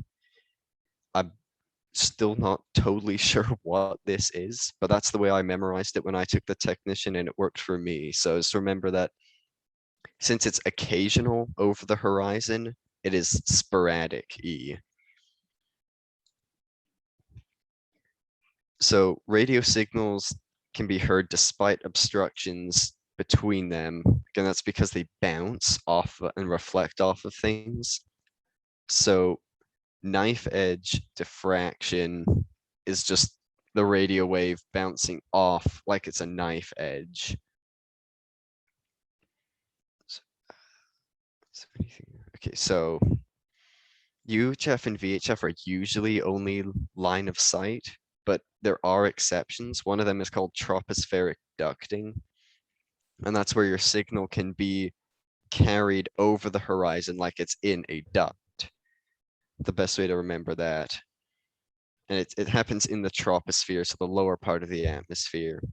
So your radio wave basically goes into a duct and it's able to travel over the horizon.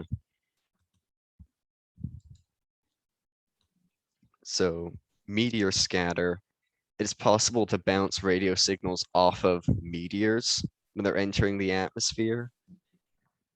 Can't say I've ever done it, but it sounds pretty cool. The best one for that is the 6 meter band. It's sort of a bridge between VHF and UHF, so it has some very interesting properties. Basically, 6 meter band used for meteor scatter. If you want a cool trick to remember that, the 6 in 6 meter looks a bit like a meteor coming through the atmosphere. I mean it does. It's got a tail on there. To 6 meter, it's like a meteor because you use it for meteor scatter. So the tropospheric ducting from 2 questions ago it's a temperature inversion. Let's remember that troposphere, tropical temperature is the best sort of way to remember that. So temperature inversions in the troposphere give you tropospheric ducting. So long distance 10 meter band via the F layer. This happens best when there is dawn to shortly after. Yeah, so it's when you have a lot of sun, when you have solar radiation hitting the atmosphere. So dawn to shortly after sunset, that's because the sun's up and it's hitting the atmosphere. Or high sunspot activity gives you more solar radiation. And that basically will charge up the F layer even more. So you can bounce your 10 meter signals off there better.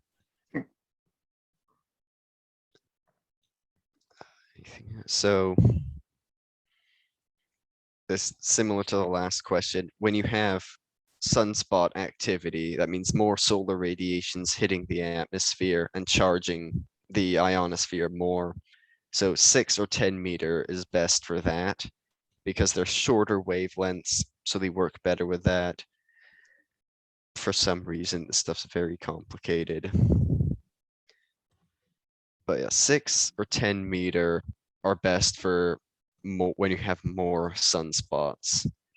I don't think there's any good way to remember that other than just memorizing 6 and 10, go with the sunspots. And the last question is, so why do VHF and UHF radio signals travel somewhat farther than line of sight? It's because Earth seems less curved to radio waves than to light. I've tried looking this up. I don't know why this is true. It just is. This is another one where it's kind of a weird, vague answer is the correct one. The Earth is just less curved to radio waves than to light. I don't know any good way of memorizing this one other than just trying to memorize it. But that's the end of sub-element 3. If anyone has any questions. Oh, there's some chat messages. Oh shoot, sorry, B6.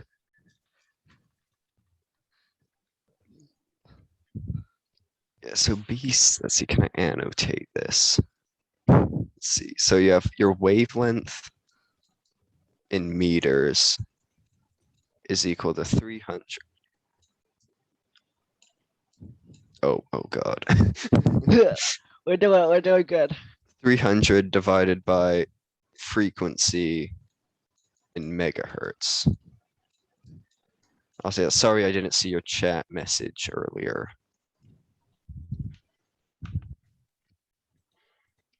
So wavelength, and remember that you have M for meters, M for megahertz. That's, oh yeah, Miles, you have a question? Yeah, I missed the first like 2 or 3 minutes of the beginning of this. Could you just like flip through those slides real quick? Yeah.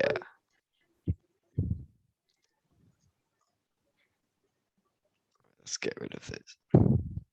Here, we'll essentially start the. I'll keep recording, but we'll essentially start the break now. Yeah. So we'll come back at 11:15, and we'll keep it rolling. All right. So do you remember which was the first slide you saw? I think I have it. Causing directional antenna get to repeater bouncing off the spot. Oh yeah, so like if there's like a mountain or a building or something, you can like bounce it around the Okay, yeah. So repeaters. That was the first one I saw. yeah, so I guess yeah, I guess we're technically on the break now. But so if your signal was strong a moment ago, but now it's weak, you can try moving a few feet or changing your antenna slightly. That's because radio waves will bounce off objects. So if you have it bouncing off a bunch of objects, it'll create weird interference patterns. And by moving sometimes just a couple feet, you can change that pattern just enough to strengthen your signal. So VHF and UHF signals are absorbed by vegetation because they have relatively short wavelengths. UHF gets down into just a couple centimeters. So relative to a little UHF wave, a leaf is a relatively big object. So that will block some of your signal. So VHF and UHF will go farther in the winter because there's fewer leaves and less vegetation in the way to block that signal. So antenna polarization is very important. So if you want to go long distance, use horizontal. And the way I always remember this is if you want to go long distance, that means you want to go out to the horizon, and horizon and horizontal sound very similar. So to go to the horizon, use horizontal. So if you're not using the same polarization, you're going to get a much weaker signal. So if you have a vertical wave like that, but your antenna is horizontal and is looking for a horizontal wave, you're going to get very little overlap. So you're going to get a weak signal. But if you have a vertical antenna and a vertical signal, you get a lot of overlap. So you get a relatively strong signal. So you need to match your antenna polarizations to maximize signal strength. So if they're not matched, you're going to get a weak signal. So if you're using a directional antenna to try and get to a receiver, you can bounce off of objects like a mountain or a skyscraper or whatever you have, because radio waves are the same as light. They're all electromagnetic. Well, they're not the same. Same general thing as light, just a different frequency. So just like a flashlight could bounce off of, I could bounce light off of this wall to get to my door there. I could theoretically bounce a radio wave off of my wall to bounce to the door. I think this was, Yeah, I think that's it. Thank you so all much. right. Yeah, if anyone else wants me to go back over something, I can. Also, Jack's here now.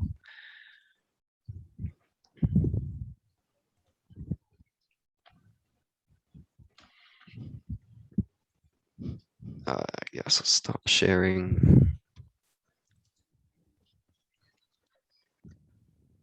Yeah, I still use that, like, wavelength is 300 over frequency. I think I used that on an exam yesterday, so it doesn't go anywhere if you're an EE. Just don't approximate pi to 3. There you go. Can someone explain to me why it's called VGs? Like, where did the S come from? That's a very good question. I mean, I understand I understand VG, but where did VGs come from? And was that invented by like marketing, or is that like used in Cal Poly's marketing, or is it something that people just started calling it? So again, Kevin's talking about the Cal Poly dining establishment, not I'm talking about Mr. I'm not talking yeah, about not this is I'm not talking about unrelated the to Andrew. test.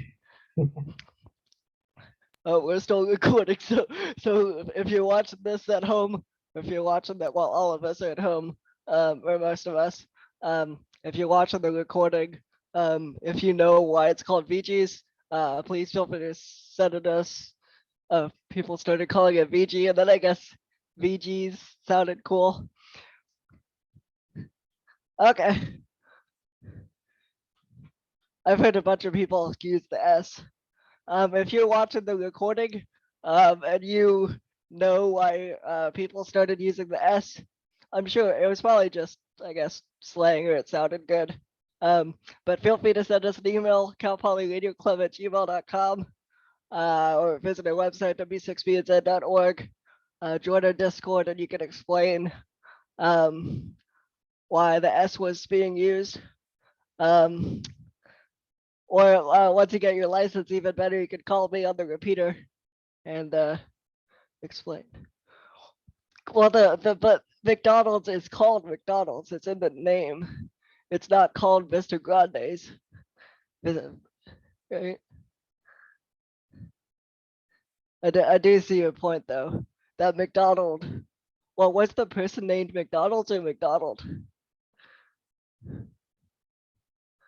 What the, It was two brothers that were yeah, named. it's the two brothers, and then that one dude stole Yeah, he their stole yeah, everything. that's a good. Yeah, I that's a watched good yeah, guy. I watched that Netflix thing.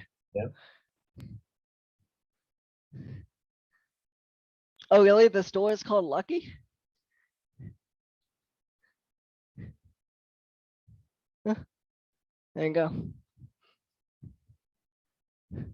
But Lucky is in, well, Mr. Grande is a name, but it's like it's Lucky's store. I guess. Oh, okay, I see it now. Like if I'm going to Jack's place, I could say I'm going to Jack's or Andrew's or Shaq's. If I'm going to the Jack, I guess. Okay, I understand it better. Thank you all. I guess we can, now that we've cleared that up, we can start again now. Yeah, we should probably. Yeah, it's almost 11:15. All right, I gotta go grocery shopping though, so Okay. Speaking of which, I'll there I'll you go. see. I assume I'll see some people at the ham cram tonight, this afternoon. Whatever, but Close enough. whatever. All right, I think See evening you is usually between afternoon and night. Usually. Cool. Thank you, Andrew. Yeah. Now that we've cleared up the whole VGs thing, I think we can start with T4. Copy. Can everyone? Yeah. You can see it okay? Or let me get to the. Gonna start from the middle. Now we're here. How do I get to the full screen? There we go. Is it full screen now? Yeah. Okay. Oops, that's all the way. Good. Okay. All right. Yeah. Hello, everyone. I'm Jack, KK6YWG, Cal Poly alum / student, or kind of CPARC. I'm a CPARC member, and I've also been an officer for several years. Yeah, nice to meet you all. Today, I'm going to be talking about element T4. So yeah, let's get started here. This is amateur radio practices and station setup. Okay, so the first one here is what must be considered to determine the minimum current capacity needed for a transceiver's power supply. So this is a multiple choice one. And obviously you can do kind of an elimination, right? So for these ones, it's not listed here, but you know, like it talks about, this question is going to say like the efficiency of the transmitter at full power output. So if it's, you know, the efficiency of the transmitter, right, you kind of have to determine if that's if your power supply, right, size it based on that. Receiver and control circuit power, so how much power the receiver is going to apply, you know, and also power supply regulation, heat dissipation. So those are the multiple choices on there, but all of those are correct. So the answer for that is D. Okay, so how might a computer be used as a part of an amateur radio station? So the choices here are like for logging contacts and contact information when you're making contacts on the radio, for sending and receiving CW, which is Morse code, as you've learned, for sending and receiving digital signals as well. And since all of those are correct, then the answer here is again D. All these choices are correct. Okay, why should wiring be between the power source of a radio, or power source and radio, be heavy gauge wire and kept as short as possible? So the thing here to remember is that wire, the resistance of a wire gets longer with time, or sorry, not with time, with position. So as a longer wire is going to have more resistance, and also wire gets more resistance the smaller it is. So if you have big wire, that's like you've seen on a car, maybe on a battery or something, that's very thick wire, that's for very high current. And the idea is you want this to be low resistance, right? So you want the wire to be thick, heavy gauge is what they mean by that, thick wire, and short as possible so that there's as little resistance as possible, which is going to give you as low voltage drop as possible. Wires for the record, wires do not get longer with time. Yes, if the wires get longer with time, that is a very bad problem. If you have a wire, it doesn't just get longer as time passes. It should, at least. Yeah, Okay. hopefully. Which computer sound card port is connected? Which computer sound card port is connected to a transceiver's headphone or speaker output for digital modes? It's going to be the microphone of your computer. So think about it. If you have a radio hooked up to your computer, the headphone from the signal coming from the radio, right, the audio out, it needs to come into the computer some way, and that's through the microphone for line input. Okay, what is the proper location for an external SWR meter? So it has to be in series with what we call the feed line, which is your radio, your antenna cable going to your antenna, between the transmitter and antenna. So you measure the SWR, the standing wave ratio, between the transmitter and the antenna. It's not in parallel. Okay, which of the following connections might be used between a voice transceiver and a computer for digital operation? So you'll have receive audio, right, from the radio, and then from the computer, receive audio from the radio, transmit audio from the computer, and then a push-to-talk signal to let the radio know when to transmit. Those are really only the signals that you need.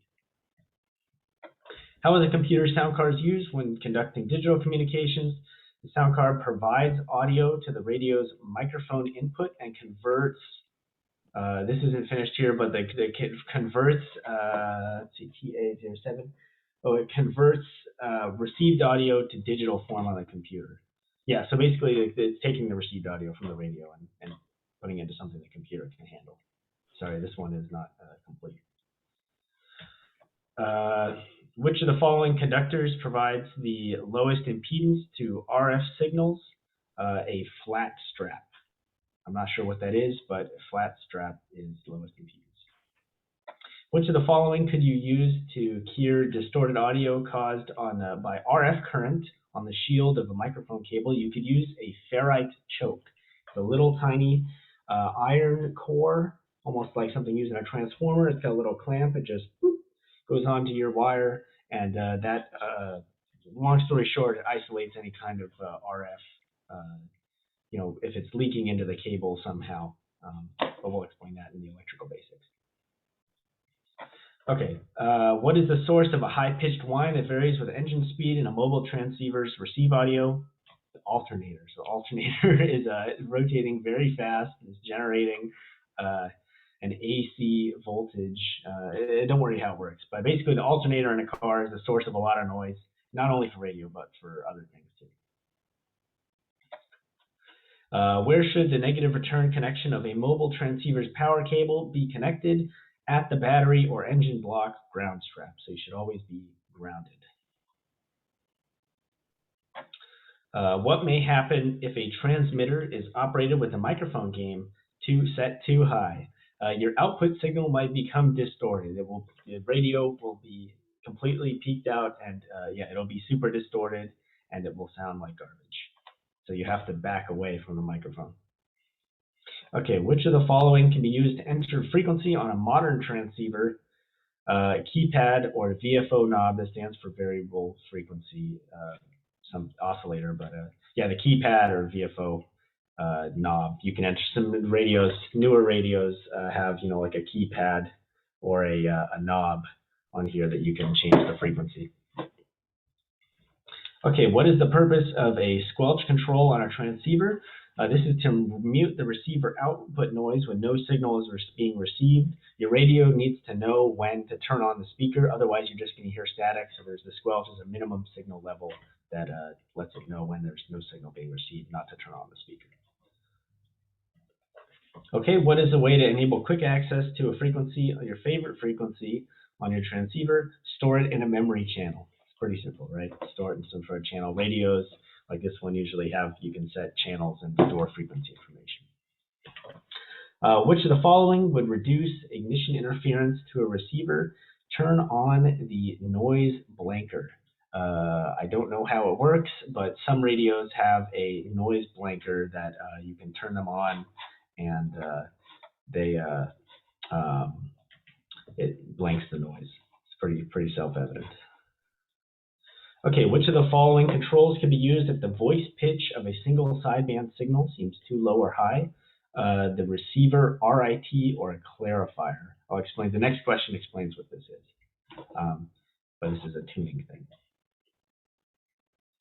And you should think of pitch, the way you can memorize this. Okay, so the next question is, so what is, of course, after the next question is, what is RIT mean? And that is receiver incremental tuning. And the way that you can remember this one is RIT is if the pitch is too low or too high, you can tune the pitch with this RIT, this receiver incremental tuning. So that's how you can remember this answer. Okay, what is the advantage of having multiple receive bandwidth choices on a multi-mode transceiver? Permits noise or interference reduction by selecting a bandwidth matching the mode. Basically, if you're thinking about if you have a range of frequencies and you want to, and there's some noise maybe on the edge of what you're receiving, you can reduce your bandwidth, and then that would maybe get rid of the noise or interference, perhaps. Which of the following is an appropriate received filter bandwidth for minimizing noise and interference for SSB reception, the single sideband reception?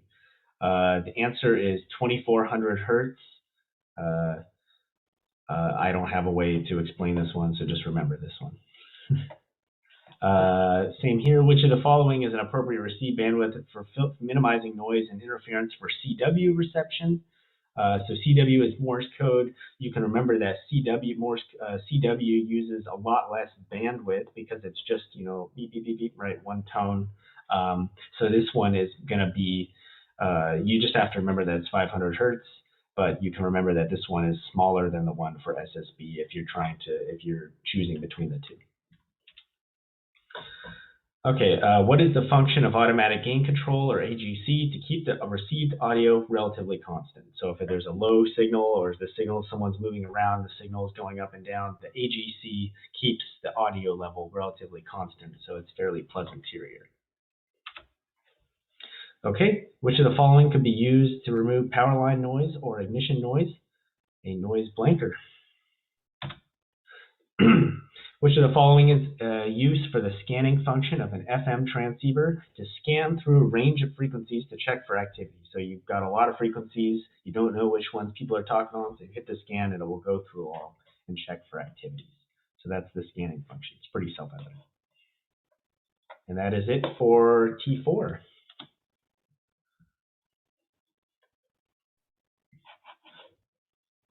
Okay.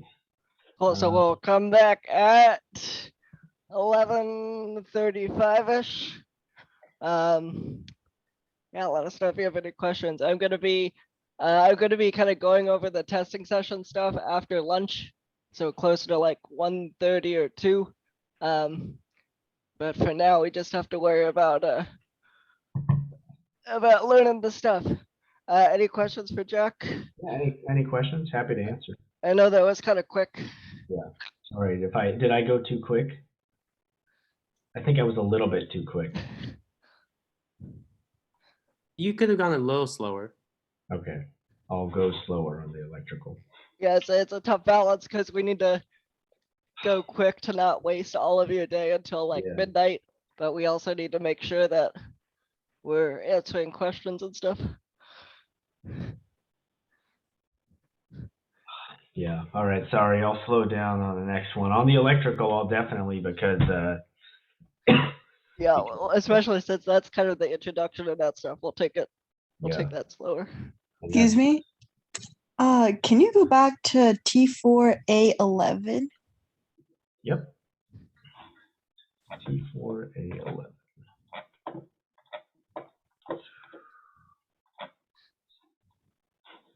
Yeah.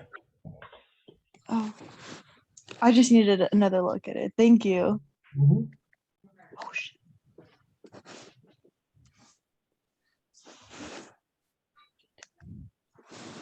Thank you. Mhm. Break until 11:35. Yep.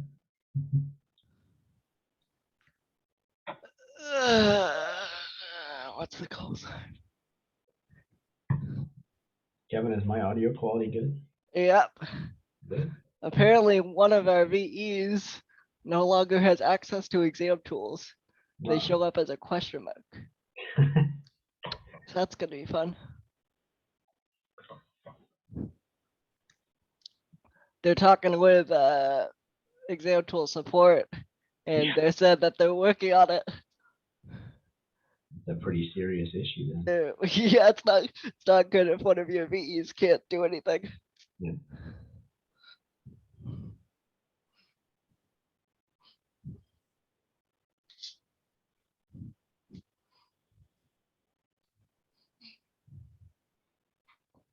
I'll probably put them in ready or something.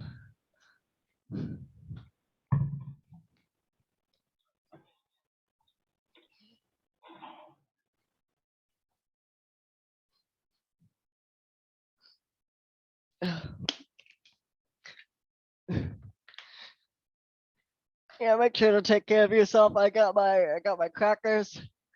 I got my my little drinky poo orange soda, and it's a good time.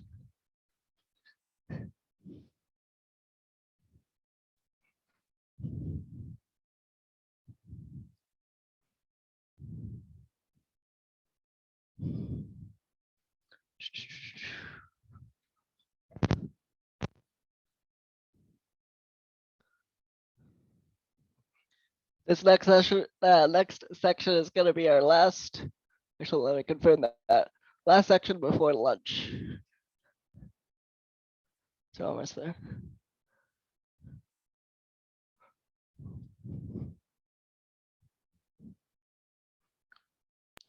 Oh, so so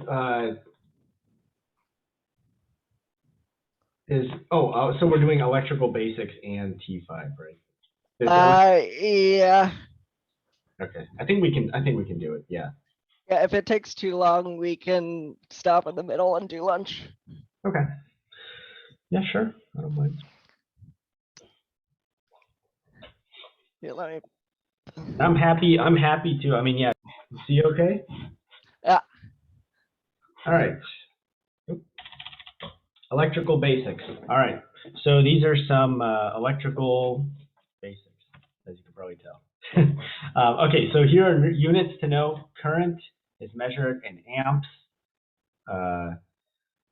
Voltage is measured in volts. Resistance is measured in ohms.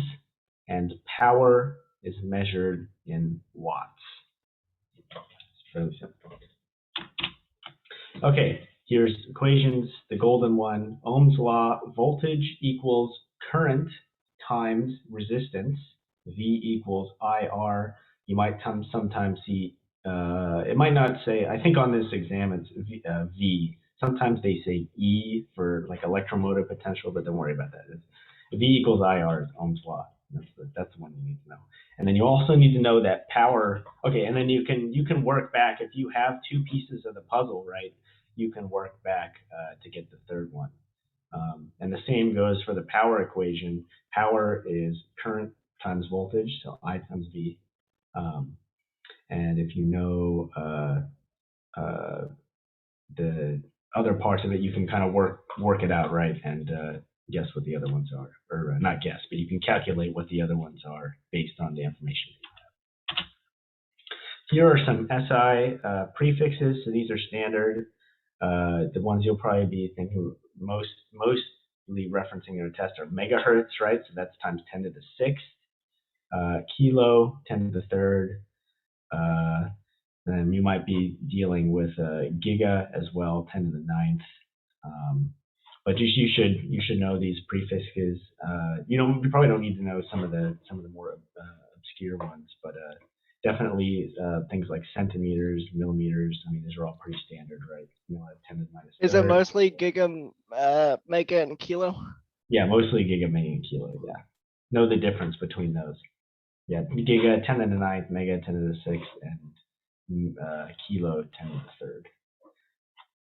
And then sometimes components have really small sizes, so like micro is 10 to the minus 6th, nano 10 to the minus 9th, pico 10 to the minus 12th, but I'm not sure if this is covered on this. Okay, schematic symbols. Resistor looks like something just flashed here. Squiggly thing. Resistor, yep. Capacitor is 2 plates, and that's represented by this here. Inductor is a coil that current passes through, and this is what inductor looks like. A transistor looks like this. There's different kinds of transistors, but for this exam, you only need to know this is a bipolar junction transistor, a BJT. But this is what the transistor symbol looks like.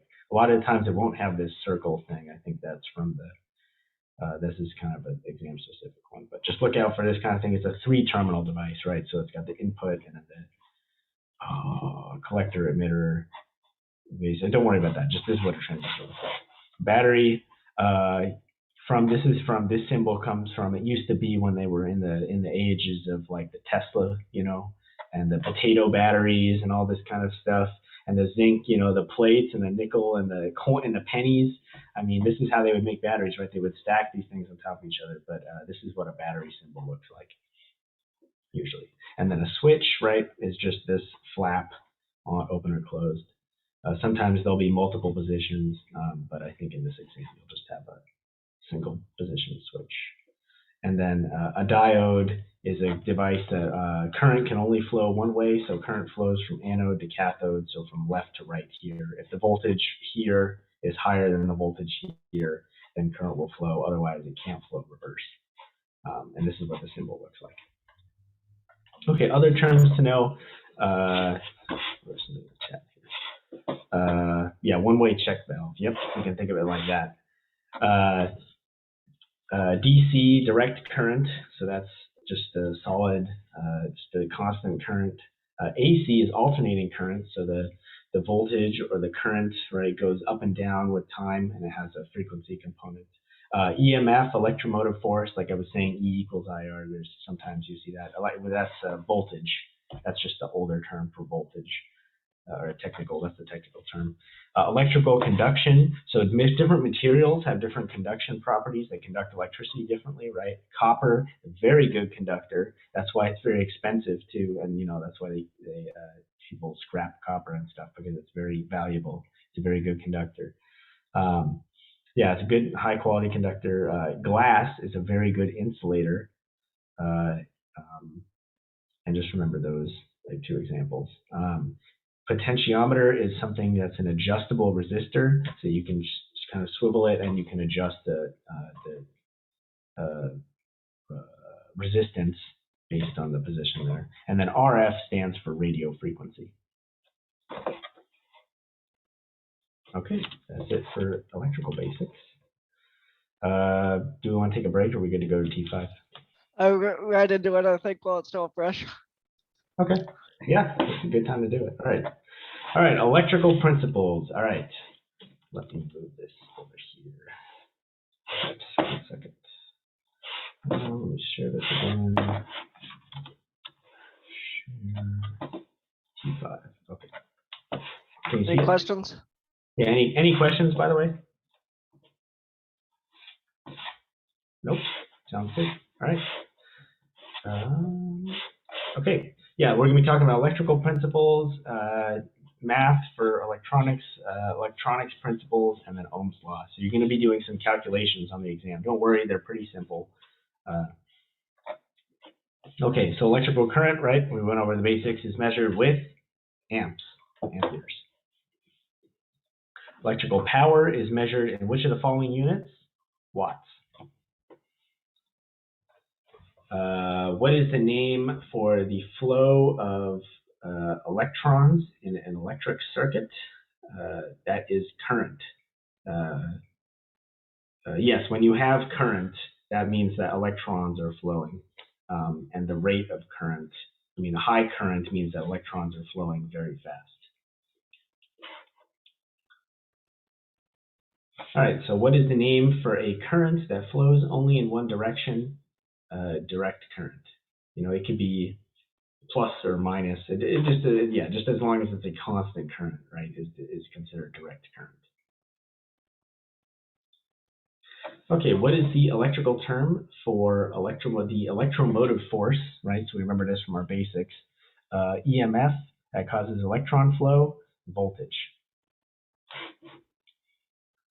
So you can think that voltage is necessary for current to flow. Okay, how much voltage does a mobile transceiver typically require? About 12 volts. Mobile, you can, and the reason you can think, the way you can remember this one is it's a mobile, so car batteries are 12 volts, right? Everything in your car, most of the stuff in your car runs on a 12 volt DC, so that's how you can remember mobile transceiver requires about 12 volts, just powered through your cigarette lighter usually. Which of the following is a good electrical conductor? We went over this one, copper. It's very high quality, and that's why you pay more for the copper coated. A lot of times they'll just give you like a copper plating. It's almost like jewelry, right? You have like something nice that looks nice on the outside, but then on the inside it might be something cheaper. Okay, which of the following is a good electrical insulator? Glass. Yeah. Fun fact, glass is also a good thermal insulator as well. Actually, maybe no, it's not. Scratch that. But yes, it's a good electrical insulator. Okay, what is the name for a current that reverses direction on a regular basis? That is alternating current. So, up and down. Or it doesn't have to be like a sine wave. It could be, up, reverse the direction. Which term describes the rate at which electrical energy is used? Power. So yeah, power is the rate at which energy is used. What is the unit of EMF, electromotive force? Volts. It's voltage, so volts. What describes the maximum number of times per second that an alternating current makes a complete cycle? It's called frequency. So if a wave does something and then it has like an alternating, it's alternating, but it comes back to the same point, right? You can see that it has a frequency to it. And there's a fixed amount of time for it to repeat, right? So that is frequency. AC has frequency, DC has no frequency. If your DC has a frequency component, that's very bad. In which type of circuit is the current the same through all components? That is in series. So if you have this is an inductor, and then this is, let's see, battery. Yeah, if you have in series circuit, the current through the circuit is the same in all of these components.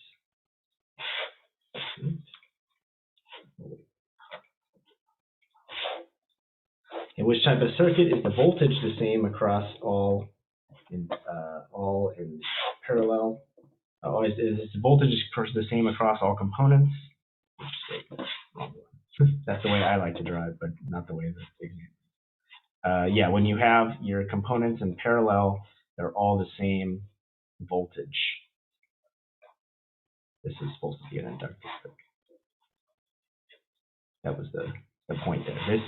And you should know that not always, but sometimes, well, the current might not be the same. The currents might be different through here, right? But the voltage across all of these is the same in a parallel circuit. Okay. How many milliamperes is 1.5 amperes? So this is just a unit conversion, right? 1.5 amps is 1500 milliamps or milliamperes. What is another way to specify a radio signal of 1.5 million hertz?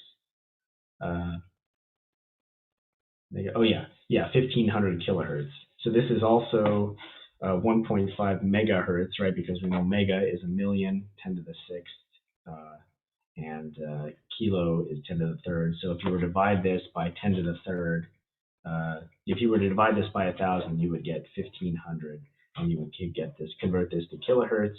But it's important, right, when you're doing these calculations on the exam, keep track of your units. It's very easy. If you don't write what units they are, you might get lost. How many volts are equal to 1 kilovolt? We know kilo is 1,000, so 1,000 volts is the correct answer here. Any questions so far? Actually, never mind. How many volts are equal to 1 microvolt? We know micro is 10 to the minus 6. So it is 1 over 10 to the 6, which is 1 millionth of a volt. Actually, I think this should be 1 millionth. Wait, no, actually, no, this is the right answer. It is 1 millionth of a volt, but times 1 is what this means here, yeah. So yeah, 1 millionth of a volt is the answer. Sometimes the way the question, is worded might sound kind of weird, but just do the math and look at the C, I think it makes sense. Okay, which of the following is equal to 500 milliwatts? We know that milli is 10 to the minus 3, or 0.001, so we can multiply this by 500, and and then that should be 0.5 watts. Okay, if an ammeter calibrated in amperes, so they're saying, of course it measures amperes, it's an ammeter, right? But the point is that that's like your scale, right? If you're measuring in terms of amps, that you're in like 1 amp units, it's used to measure a 3,000 milliampere current. What reading would it show? So all you have to do is just convert this to amps, right? Convert this to the unit that you want. So 3000 milliamperes is the same as 3 amps, 3 amperes. Yep. Yeah, just unit scale changes.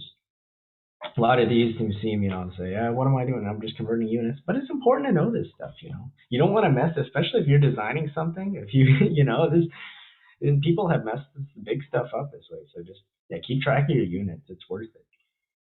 Okay, if a frequency display calibrated in megahertz shows a reading of 3.525 megahertz, what would it show if it were calibrated in kilohertz? That would be 3525, so 3,525 kilohertz. Again, just a unit conversion. Feel free to interrupt if you have questions. This is kind of a difficult section. A lot of it is just unit conversions and plug and chug equations. If you don't necessarily need to understand why, but just understand the relationships between each other. What Okay, was the power on like milli, or sorry, was it mega? Oh, what? Yeah, to what power is mega? Is it like 10 to the 9? 10 to the 6th. 10 to the 6. Yeah, and then this is saying to get to kilohertz, what would you get to have it in 10 to the 3? So then you would divide this 3.525 times 10 to the 6th over 10 to the 3rd, and that would give you this, and then times 10 to the 3rd, but then that's for kilohertz. But anyways, that might be kind of a complicated way to do it. But yeah, just unit conversions, like I said.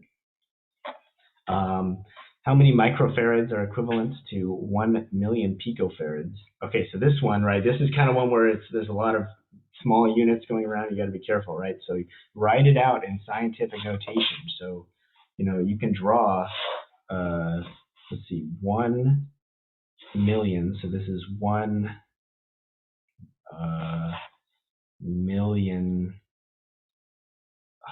I'm not going to do maybe I shouldn't do the calculation here. But times 10, so pico, we know, is times 10 to the negative 12th from the unit chart, right?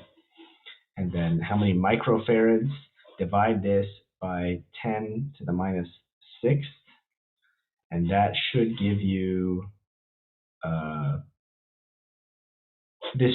should give you 1 times 10 to the, times 10 to the negative 6th, I think. Yeah. Wait. Just do the, no, never mind. Don't listen to me. Just do the, just do the, I'm not sure if my math was correct on that. Yes, microfarads, 1 million picofarads. Just do the unit conversion. We'll have practice. Maybe people can practice during the lab. I mean, during the lunch section. I can talk about it. Okay. Oh, this is a good one. Okay, so this really trips a lot of people up. I'll explain it. Okay, so because RF waves and signals and stuff we're dealing with really small, sometimes you're dealing with something that's really big, really small. When you're using like a linear scale, right, like times 10,000, like it can get very, very complex. And that's why with the scientific notation, right, it's, even if you keep track of it, you can say, oh, well, my thing is times 10 to the minus 12th, anyways, my point is we use something called a decibel, which is represented by this term D, uppercase B. And that's a logarithmic unit. And so basically for power, oh, this equation, I'm surprised this wasn't included in the equations. Okay, so the change to convert something to dB, change, this says change in dB, that's like a superscript, subscript, whatever, is equal to, oh, wait, is it 10 or 20? Kevin, is it 10 or 20? I should know this. Wait, no, wait. It's 10 because it's RF. Yeah. Yes. Don't you want to become a EE professor or I'm something? I'm an electrical engineer. I should know this. Okay, no, but then you put the power, the change in dB is It's log base 10, isn't it? Yes, this is, oh, by the way, this is a log base 10, but on your calculator, if you have, hold on. If you have a standard calculator, just log is automatically base 10. If you have a calculator that looks like this, you know, one of these kind of like science, oh, stupid thing. What is it going? Oh my. The point is, when you have a log, go ahead, Kevin. Sorry, it's just log base 10 of 3, right? Or no, log base of 2. Yes, of 2, but the point, but the equation, it's important for you to know for the exam that the equation is like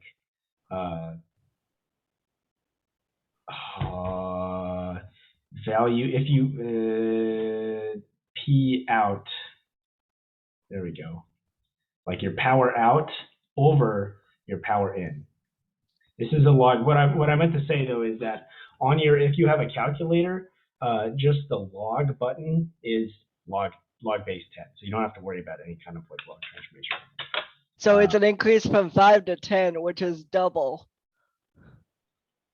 Yes, so a double increase in power is a 3 dB increase. So it's a double increase. So log 10 log. Oh, it's 10 times log. 10 times log of 2 is 3. Yep. 3 dB because dB is a log scale. You'll have to. There's some math on the test. Yeah. You could either. I mean, there's not a ton. You can memorize the equations and stuff easily, fairly easily. I think we just made this much more complicated. Yeah, I'm sorry. I made it much more convoluted. It's not your fault. But theoretically, you can just memorize all the stuff if you really don't want to do math. But it's not. Yeah, I'm just showing you. The exam is all multiple choice. Yeah. Yeah. AB. It's all 4 options: A, B, C, or D. Yeah, I'm just showing you how the equation, if you get lost, the way to calculate this is 10 times the log of P out over P in. But you can memorize that a 2 times power increase is a 2 times power increase is a 3 dB increase in power. And yes, you can use calculators. I'll talk about this more, but you can use calculators and a blank piece of scratch paper, either a physical calculator or the one on your computer. Mm-hmm. And sometimes they might say, oh, let's see, okay, yeah, so the next one. Oh, there we go, okay, right, so this is useful. So now the next question is, what is the approximate amount of change measured in dB from a power decrease from 12 watts to 3 watts? So we know that the 10 log of, so now we'll do 10 log of, but the P out now is 3 watts and the P in is 12 watts. So we do 10 log of 3 over 12, and that is minus 6 dB. So so if it's reduced by divided by 4, that's a minus. And just do the math. Just do them. Like you can memorize some of these. You can memorize. No, but I would recommend, if you feel like you're confident memorizing the equation will save you. So just memorize this equation, and you can always calculate this. But some of these are just kind of like, oh, times 2 is 3. You know, divided by 2 is minus 3, etc. And P out over P in might look confusing, but it's just 12 over. It's just the ratio. So like 5 to 10, that's 2. So Yeah. just 10 over 5 is 2. Yeah. Okay, so yeah, let's try it without the calculator, right? So now let's think from 20 watts to 10 watts. So now, or well, you can use your calculator, but right, yeah. So you can think now 20 watts to 10 watts. That's a ratio of 10. So then you just do 10 log of 10, and that is 10 plus 10 dB.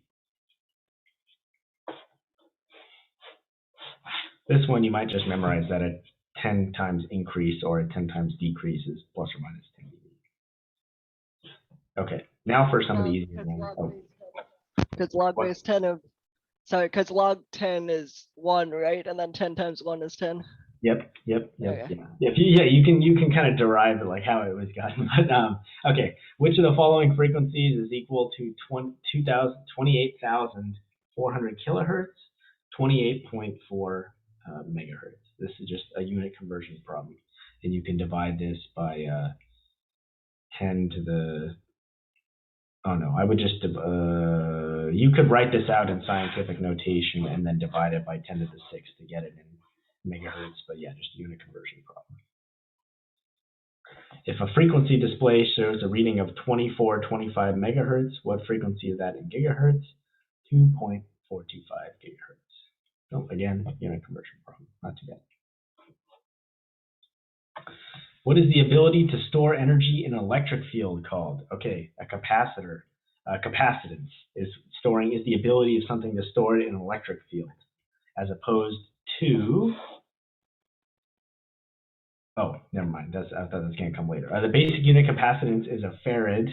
I thought I was going to show the inductor. Yeah, the basic unit of capacitance is a farad. So a capacitor might be like a 1 microfarad capacitor, for example, and that means that it can store 1 microfarad of charge in an electric field. Capacitor has the capacity to store things. Yep, that's a good way to memorize it. Yep, capacitors have the ability to store energy in an electric field. Okay, and what is the ability to store energy in a magnetic field called inductance? So that's what inductors store, and that's why it's, I won't explain it. What is the basic unit of inductance? The Henry, named after the people who probably discovered it. What is the unit of frequency? Hertz. Pretty simple. What does the abbreviation RF stand for? We learned this one in the basics. Radio frequency signals of all types. So when someone says, oh, what, you know how to do RF? You know, they're talking about radio frequency. Radio wave is made up of what type of energy? Electromagnetic, right? Electromagnetic waves, same thing as light, but lower frequency. That's what a radio wave is. Electromagnetic waves. So it's got an electric and a magnetic. Don't worry about that. What is the formula used to calculate electrical power in a DC circuit? So, okay, so this is one where they have used E instead of V for Ohm's law, right? So sometimes you might see, yeah, so like in this one, power, P equals voltage, E multiplied by current. So P equals E times I. But this for the power equation, right? Like the other one we saw was V times I. So sometimes you might see V or E swapped.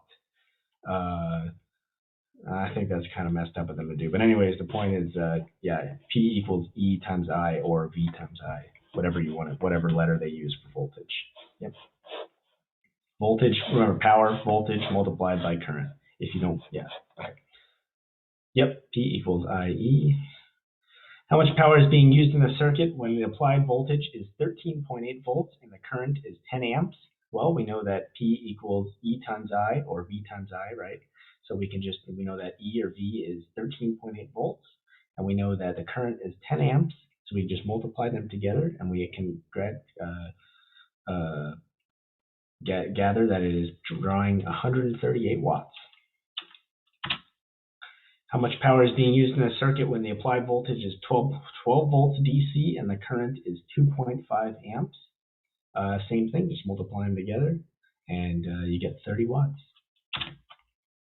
How many amperes are flowing when the in the circuit when the applied voltage is 12 volts DC and the load is 120 watts? Okay, for this one you got to work backwards, right? You know that it's 120 equals I times 12 volts, right? So then divide by 12 and you get 10 amps load.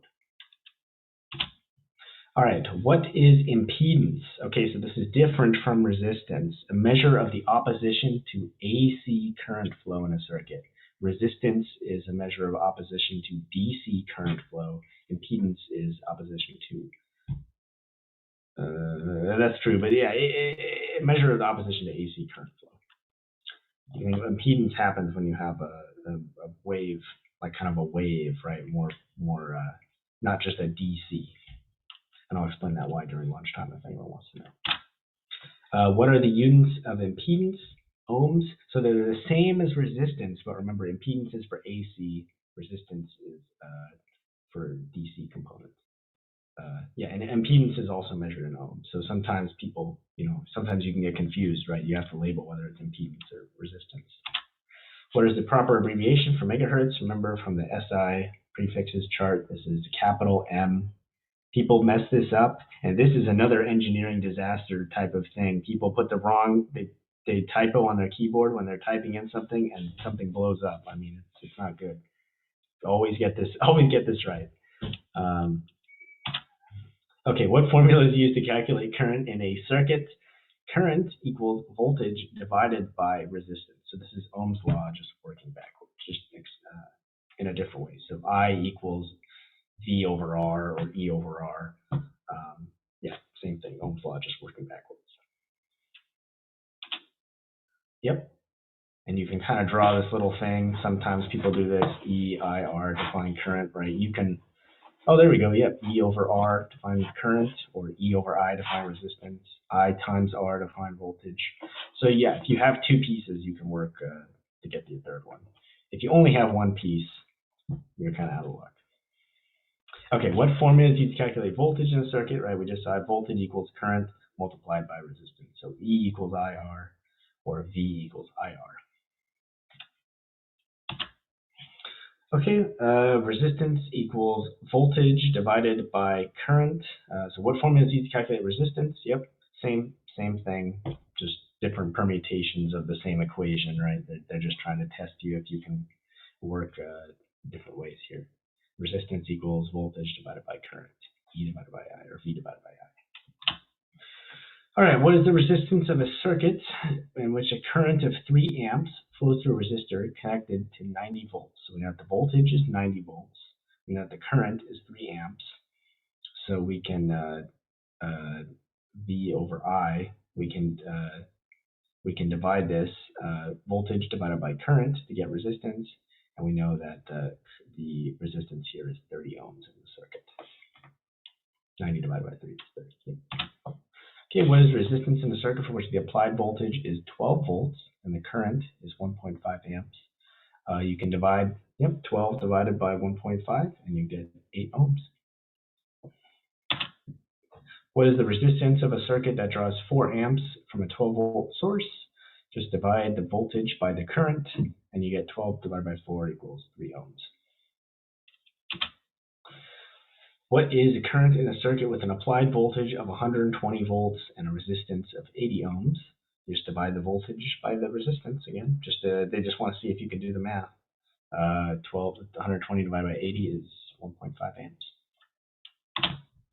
What is the current through a 100 ohm resistor connected across 200 volts? That's just 200 volts divided by 100 ohms, which is 2 amps. What is the current through a 24 ohm resistor connected across 240 volts? That is 10 amps. So just 240 divided by 24. Again, this is all DC stuff. Don't worry about that. Yeah, it's 240 volts. Just memorize the equation. It gets a lot more. I mean, like, side note, like, it gets a lot more complicated if this is an AC thing. It's completely different, but for the test, this is all DC stuff. Okay, what is the voltage across a 2 ohm resistor if a current of 0.5 amps flows through it? Well, we know V equals IR, or E equals IR, so we can just do R times I. 2 times 0.5 is 1 volt. Voltage across a 10 ohm resistor if a current of 1 amp flows through it. 10 times 1 equals 10 volts. 2 amps, 20, multiply. Okay, here we go.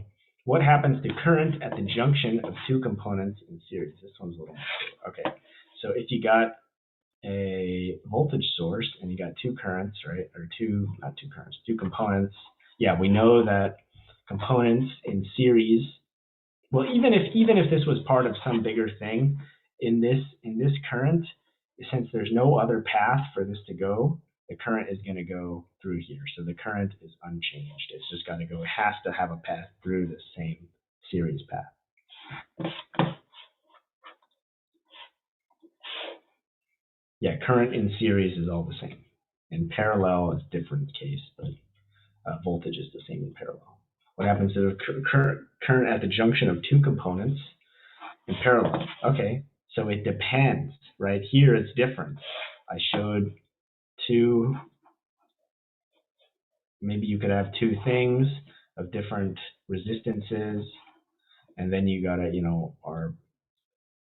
don't worry about calculating this. But my point is that if R1 is not equal to R2, I'm making it like math class already. No, the point is, if R1, right, if they're different resistances, or if this thing is like a switch, I mean, if there, it could be an inductor, it could be a capacitor, I mean, it could be all sorts of stuff, right?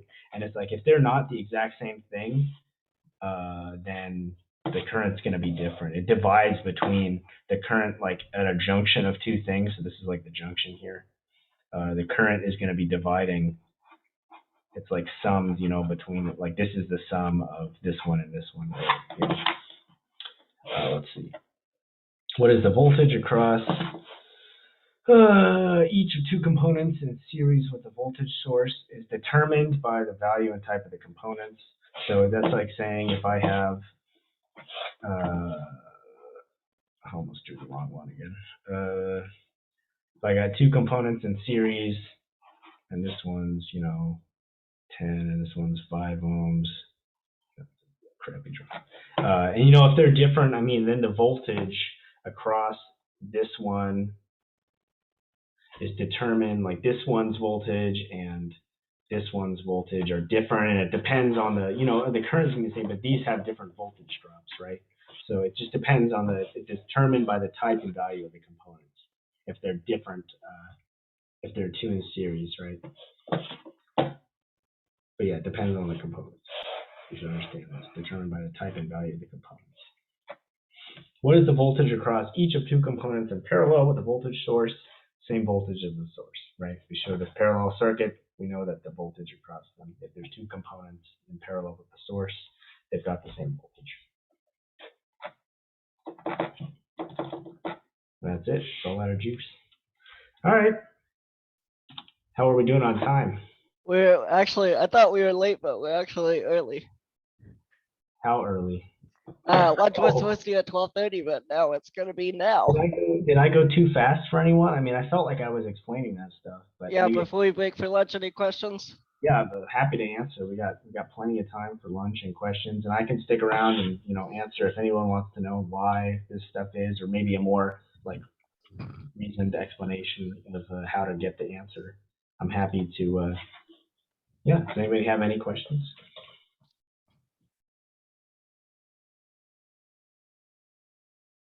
Good. Well, everybody's a certified electrical engineer now, and we'll be all calculating proper answers. Cool. So we'll come back at 1:10, and I'll kind of go over some stuff about the testing session, and then we'll start with T6 at 1:15. I recommend leaving your computer and going to eat somewhere, like outside, or you know, doing something nice for yourself. You I would recommend not even thinking about, maybe like think about it like in the back of your head, but don't like spend all your lunchtime like studying. Take care of yourself. But if you want to nerd out with us, we'll be happy to do that. More than especially Jack. But yeah, we'll come back at 1:15, or sorry, 1:10. 13:10, I'll talk about the testing session a bit, if people have questions. And then at 1:15, we'll start with T6.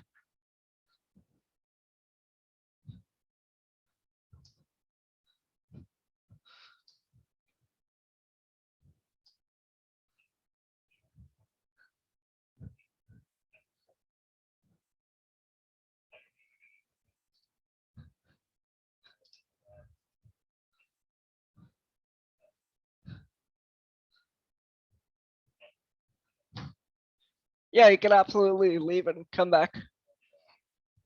We don't have any authority to keep you here. That's called kidnapping. Well, actually, is it kidnapping if it's not? It's not like we're physically. I mean, kidnapping could be emotional too, I guess. That's a good question. Jack?